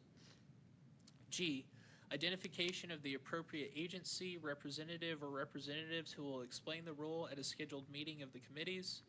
Joseph Wharton and Roxana Gamusio. H, office address, telephone number, and email address of the agency representative or representatives who will explain the rule at a scheduled meeting of the committees. The contact information for Joseph Wharton and Roxana Gamusio are listed. I, any additional information relevant to the rule proposed for continuation that the committee requests. Not applicable. I will now need a motion to adopt the additional information for the Joint Government Operations Committee. So moved. We have a motion by David McElroy to accept the additional information as presented by Joe for the Joint Government Operations Committee. David McElroy is the motion. The second was by Mr. Perry Baldwin by roll call vote. Perry Baldwin. Monica Lemons. Accept. Judy McAllister. Yes. Thank you. David McElroy. Yes. Marquise Martin. Yes. Jeffrey Moran. Becky Russell. Yes. Amy Tanksley. Yes. Ms. Tamika Turner. Yes. Thank you. And Mr. Javi Weiss. Yes. Thank you. Joe? That concludes this rulemaking hearing. Following this hearing, the rules will be, 1, held for additional comments and/or rerouted if substantive changes, but if not, 2, put on a rulemaking form, SS 7039, submitted to the Governor's Office for final review, and then submitted to the Attorney General's Office for review and approval. Once Attorney General's signature is obtained, these are filed with the Secretary of State and generally become effective 90 days from the date of filing after receiving a positive recommendation from the Joint Government Operations Committee. Thank you for being here today. Thank you, Joe. Members, that concludes the rulemaking hearing. We've got board business that we kind of interrupted. Ms. Russell, would you like us to take maybe a 10-minute break before we proceed? Please. Okay, we will do that. Thank you. You're on page 310 of our iPads, and this is Trotter Luster Academy. This is a change in location. And I know that both of our school owners are here. Ms. Tamika Luster is here, and we also have Nicole Trotter. You have before you the application, floor plan, enrollment agreement, and contingency plan to review. Ms. Russell, I'll turn it over to you. Welcome, ladies. Would you like to tell us a bit about your school?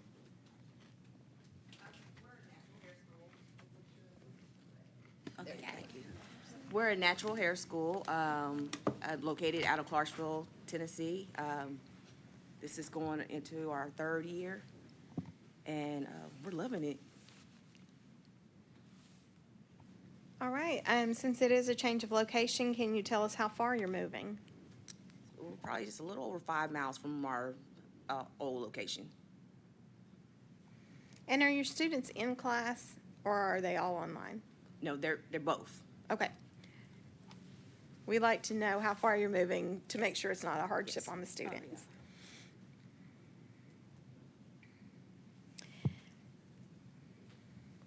I see that on your page 9 that you have a discrimination policy. Do you have a harassment policy as well? If I'm not mistaken, it's all within that, within the non-discrimination.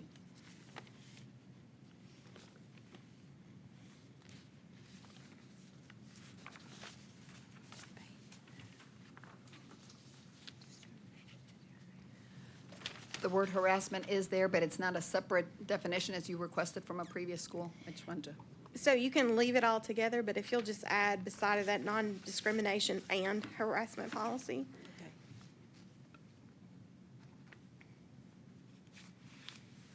So you have virtual options available. Can you tell us how that works? I'm sorry, could you repeat the question? Sure. You state that you have virtual options or hybrid options available. Can you tell us how the virtual portion of your education works? So a majority of that is the theory part, but we stay online with them on Zoom, and then they also do SEMA, Milady SEMA, to do the workbook, the all the work and stuff. And we stay with them all during the day, clocking the hours. SEMA records the hours. And then some of our practicals and projects will be virtual too, but we also, when we give them the schedule, they come to meet at the school to do the practical work. Okay, you have a contingency plan that states what would happen if there was a temporary closure. But what would happen in the case of permanent closure? Well, if hopefully we'll know ahead of time, just like when I was at Miller Mine, we do a teach out where we'll go all the way to the end, predict the last student, and then go all the way to the end with it. And then we also have to, so that's the teach out part. Is that what you're asking? I'm sorry. Yes, typically we request that you have some kind of agreement with another school so that if something tragic happened, like the school burned down and there is no more, you can't go anywhere, then what would happen in that case? So we did, when we first applied for the natural hair program, the only other natural school here in Tennessee was a school named Sweeties here in Nashville, and she's no longer open. That was gonna be our partner, and so as of right now, we're the only natural hair school in the state of Tennessee.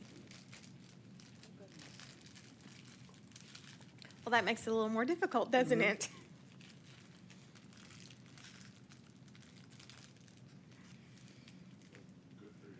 Thank you. Now, a reminder for the teach out, it doesn't have to be a specialty natural hair. As long as the school offers natural hair, you can partner with them. It wouldn't have to be a specialty necessarily.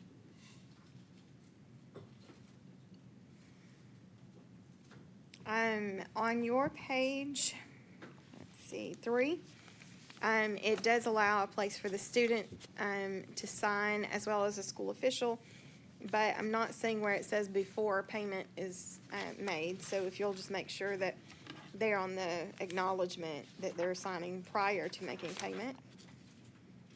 Could you repeat what you would like that to say again? I do see what you're talking about. The student needs to acknowledge that these are the stipulations, or this, they are applying to go to your school, but they need to do that prior to making any payments to your school.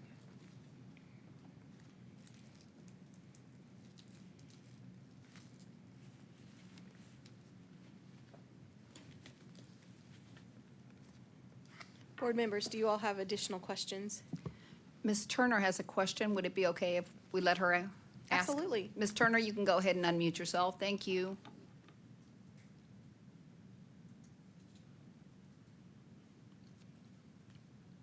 Ms. Turner, can you hear me? Yes, ma'am. Okay. Yes, ma'am. That was a mistake. I didn't mean to raise my Okay, hand. no problem. Thank you. Go ahead. Okay.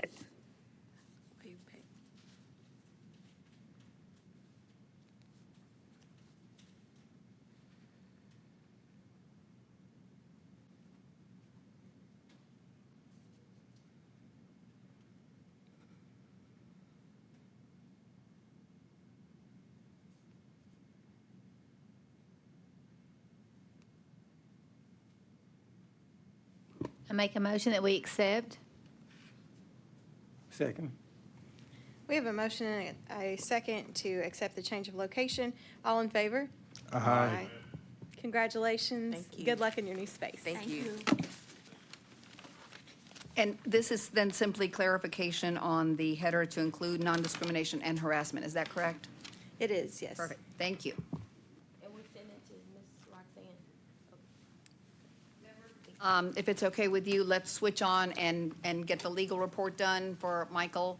As you know, we load those separately, so if you'll click on the documents at the top and put on the legal report, we'll let Michael Underhill get settled, and we can go ahead and proceed with the 77 cases. Thank you, Mike. Good morning, Board. As Roxana stated, there are 77 cases on the legal report. We have 64 cosmetology cases, 8 barber cases, and 5 represents. However, one of the represents, item number 74, is not for consideration as that one has been successfully concluded. However, if there are questions regarding the other 76 cases, I'll be happy to answer them the best I can.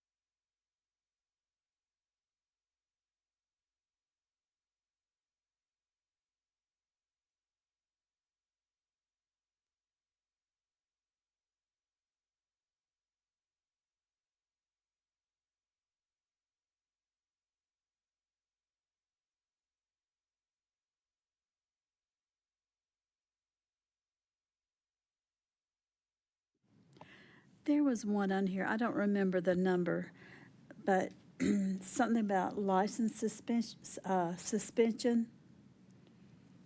Practicing under a revoked license, I believe. Do you know the number of that one? There was a cosmetology case, and I believe there was a cosmetology case and also a barber case. Let me flip through here, and I had dealt with them previously before. Let me get the item numbers for you.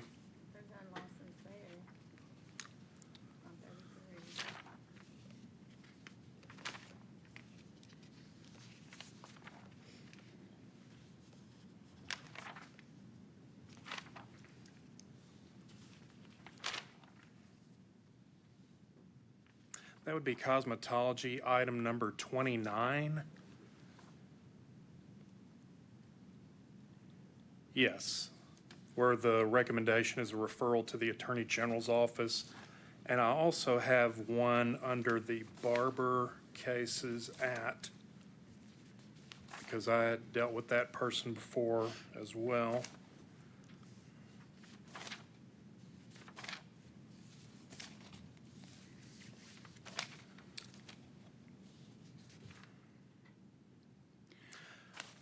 Item number 69, under item number 29, that person had not been cooperative with Ms. Gamusio to inspect the premises. And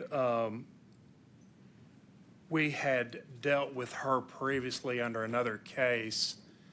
And so basically, based on the level of evasion, I would think that that would be a ripe referral to the Attorney General's office. They are the appropriate entity to entertain a nuisance statute violation for a brick and mortar business that continues to operate. There's a specific statute for that where they can go into Chancery Court and get specialized relief to, in essence, lock the person out of the building. We've seen that happen on the news previously in other types of matters. With item number 69, that is a person who continues to operate on a suspended shop license. So we were able to, the board previously suspended that license, however, he continues to operate, and therefore that would be an ideal situation to refer to the Attorney General's office to pursue a specific remedy under the nuisance statute. But yes, we have had previous dealings with both of those entities. Do we make the recommendation? We do, yes. The board does? The board does, and then I get in Gotcha. touch with the Attorney General's office. Okay. And so basically, just to be clear, just asking a question. So with this legal report, we read the legal report, and then we come up with the specified action for whatever the offenses are that are listed in the report. My recommendations are exactly that. They are purely recommendations. The board votes on the final action. And so basically what's listed here, if we have no recommendation, you'll just go with basically this is your recommendation. We just move with your recommendation. Yes. Unless we see otherwise fit. You deny it, you accept it, or you modify it. Okay. Because the one that Miss Judy, because that stood out to me too when I read the legal report, that one. Just knowing how to proceed, I think that's where I'm at personally. But yeah. Is this the one where we heard the case, the person from West Tennessee? Is your question, have we had a formal hearing on this one? On one of these? But by that, you mean, did we have an actual with a judge, a formal hearing? No, correct? This is not going to be formal. If you're thinking of the West Tennessee case that I'm thinking about, neither one of these are that case. Correct. Okay.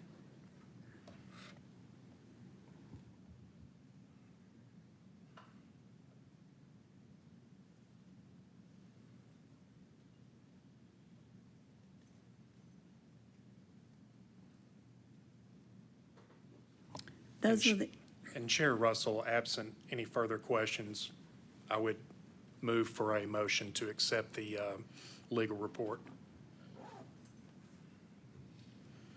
Please take your time if you need any more time and ask any questions that you have, and then we will accept a motion.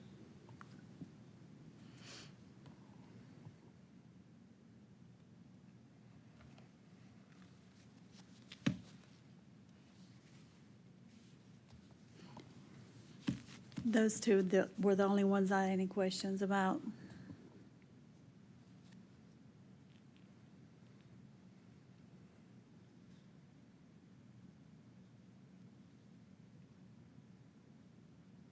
In the absence of other questions, I'll make a motion, we accept the legal report. I'll second. We have a motion and a second to accept the legal report and with all the recommendations as they are. All in favor? Aye. Aye. Thank you so much. Thank you. Thank you, Mike. Thank you, members. Quick note on the legislative process that is still going on, should wrap up in the next 2 to 3 weeks. So if it's okay with the board, what we'll do is at the June meeting, we'll look at any public chapters that did pass, because in previous meetings, Joe went over the chapters the bills that impacted us, so there were no new bills filed. That deadline had come and gone. So anything that is being signed as a public chapter, we'll go over. That way, you'll be aware, and then once Governor Lee signs them, of course, that's by July 1st as the latest date that he would sign them into law. Was there anything interesting on that list that we should be aware of? We've presented them already, so Joe has Oh, already in okay. previous meetings kind of gone over the things that would touch the statute. So I think any public chapter that passes that could still change, that way you'll get that final item. Okay, thank you. That sounds good, absolutely, thank you. On your iPads, members, we are on page 327, if you'll switch back to the presentation. So for the felony applicants, you have before you applications for examination or licensure for Amber Bond, Ashley Collins, Brittany Cook, Brianna Henning, Ashley Kirkpatrick, DeMarcus Lindsay, Carvin Thomas, and Jacob Woods. These applicants have a felony conviction within the last 3 years, or they are incarcerated. Their request is to be allowed to take the Tennessee examinations or apply for the licensure if they've passed the examinations while incarcerated. The board historically approves an agreed order for a probationary license for a 2-year period. You can change that time period if you decide. If you have any questions, you should have either their sheet of the felonies if they're incarcerated, or a letter from the individual and an instructor. So I'll turn that over to you for review, and we would need a motion to proceed with the 2-year agreed order unless you're changing it for any particular person. Thank you.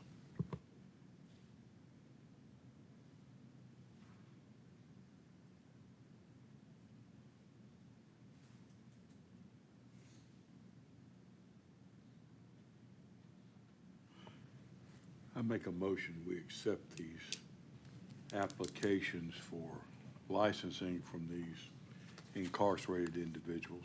I second that.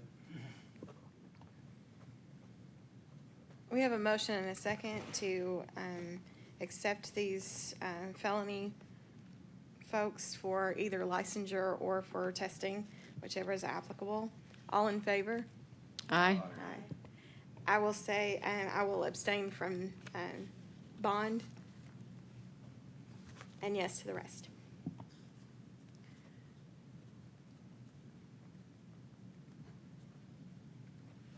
Thank you, Ms. Russell. And just a quick note, so what we're approving is for legal to prepare this agreed order. They have to sign the agreed order first. That's how we protect the public. And then we either let them proceed with examination or licensure. So thank you. Next, under our miscellaneous items, let me get to the right page. That starts on page 364. You have before you the first item.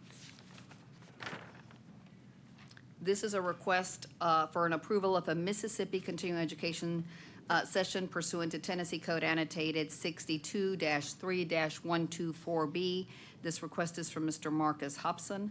The request was not made 60 days in advance, which is pursuant to Rule 0200-01-.14, number 6, letter C. I will let the board review the request. Basically, the instructors must take a 16-hour course approved by the board, and as you know, you review those every December for the following year so that instructors have plenty of time to see what's available to them. They also have 2 years to complete this.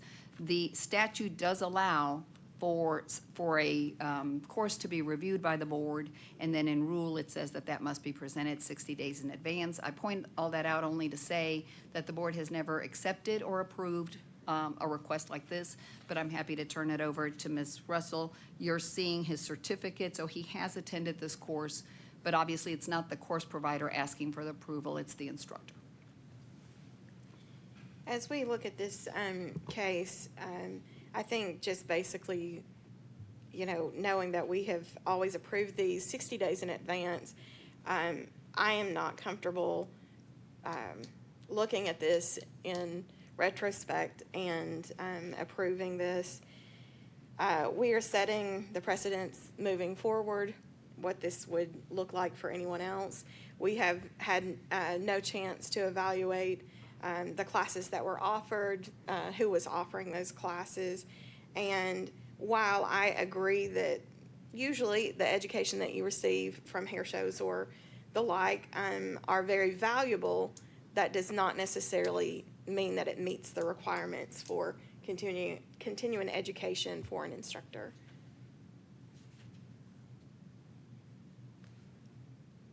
If we have any questions or comments, please let those be known. And this is the February 23, 24 Jackson Convention Complex that we're talking about? Yes, so he has attended a session in Mississippi on February the 23rd and 24th. That, of course, is not an approved provider by us. They haven't requested and submitted their information for the board to review or approve.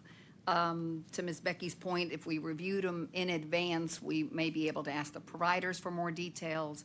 But in any case, you do have the authority to approve these. The rule requires they be presented 60 days in advance. The board has actually not gotten these requests often, only a couple times, and not accepted them. We have a lot of the TCAT instructors that take over and above the 16 hours. Same thing with the high schools. They take over and above, and we don't review those or approve those because we would then, really, you would be extending what you offer, and they wouldn't be available to all instructors like what you review and approve. But this is at your discretion. If you don't approve it, you'd be denying the request. I did recommend, and I believe Mr. Hobson is signed up. There is one session before the end of this month that would meet his timeline, but I know he's taken this and really wants it reviewed because it is at the board's discretion. Did he say what his holdup was or why he hadn't gotten it done? I couldn't say. Okay. Gotcha. I mean, I hate to think that he spent 16 hours someplace else, but I think if you're going to spend 16 hours, you better get it approved before you spend 16 hours doing something.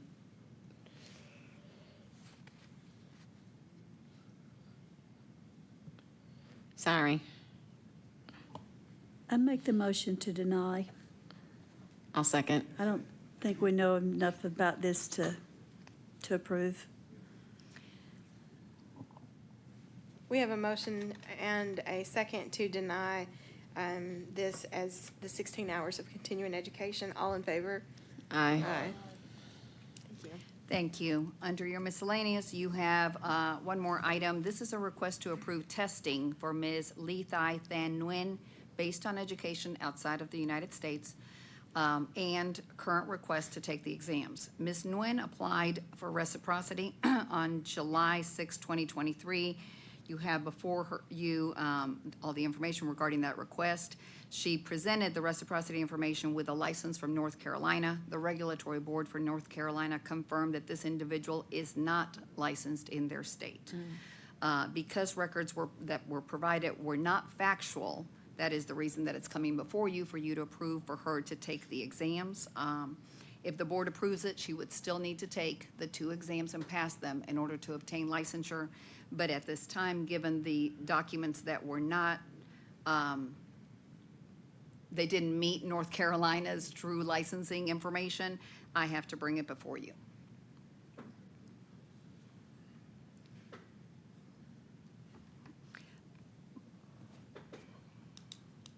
Now, the only pocket I'll say, and this is back to some history that, Ms. Russell and Judy would be aware, if we don't approve the individual's education from another country, and that right now, based on what we would normally vet, we make sure that the school, we've either seen the documents and had to send them through evaluation, and once they come through as a school evaluated as real, we don't keep sending them back. We follow that information. If everything looks accurate, we put applicants to test, because then the exams protect the public. And so in this case, that would be the case. The fact that the reciprocity didn't go through because of those fraudulent items is why she's before you.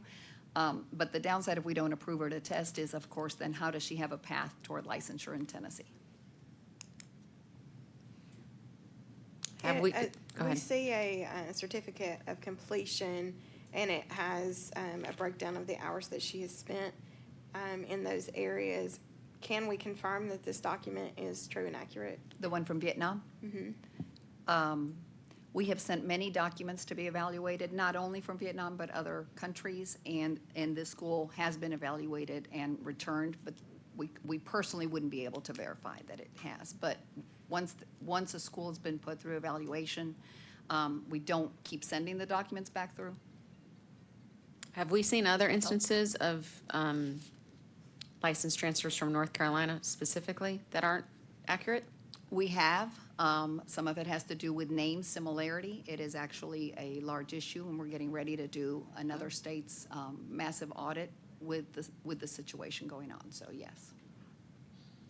And so just to be clear, she has no pathway. If we deny, she has no pathway to licensure? Correct, because even if she had a license from Florida next month, I'd have to bring her before you because the original documents included some information that was not accurate. So she couldn't go to school here in Tennessee?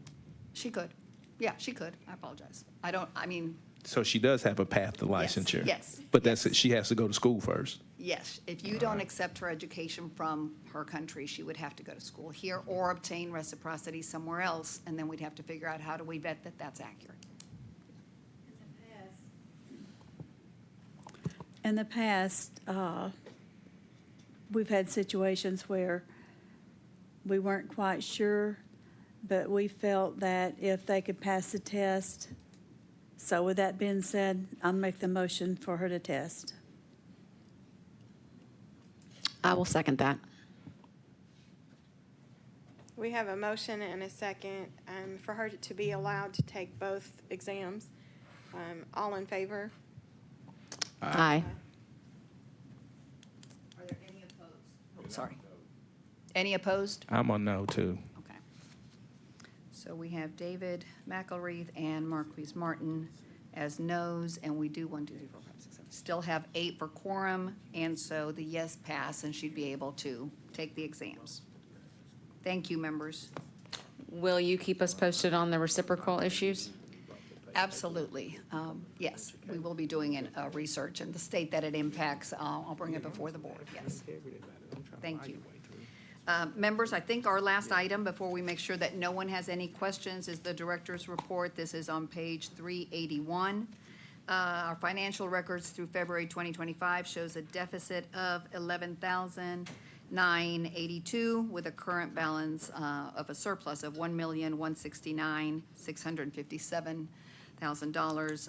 As 11,000 may sound like a lot for a deficit. With this program, we're so close, but I don't know where we'll end up when fiscal year ends June 30th. So this is just information at this time. There's no plan on increasing fees anytime soon. We've talked about it. We want to see what the compact license will look like. I will probably update you all at the August meeting as we establish the 7 or 8 states that have passed the compact, and we sit down and start creating what that data looks like so that the states can start offering it. Because you anticipate that will increase revenues? That's a good question. I think we'll be charging for what that multi-license fee is, and then moving the money to that multi-license database, right? Because it's going to be its standalone licensing those pieces. We will lose reciprocity money, fees, I yeah. envision, right? So we've got to find that balance. We've got to figure out what that looks like. What does our multi-state license fee cost? Because it'll benefit us, but also the losing of reciprocity. So Because it'll you be still need a interesting. Tennessee license, and then this would be on top of that. You need a home license, so we'll make sure to go over that, and so everybody understands. You'll need a home license and then a multi-state license. Okay, and you would pay for both, clearly, Your both home, licensing yes. fees? Yes, Okay. yes.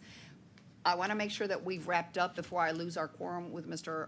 Wise. Are there any questions that the board members have? Because I think we're okay. Sorry. I don't blame you. Oh, yes. And members, I don't see anyone on the call with questions raised, and where we started with a full room, I think everyone has left.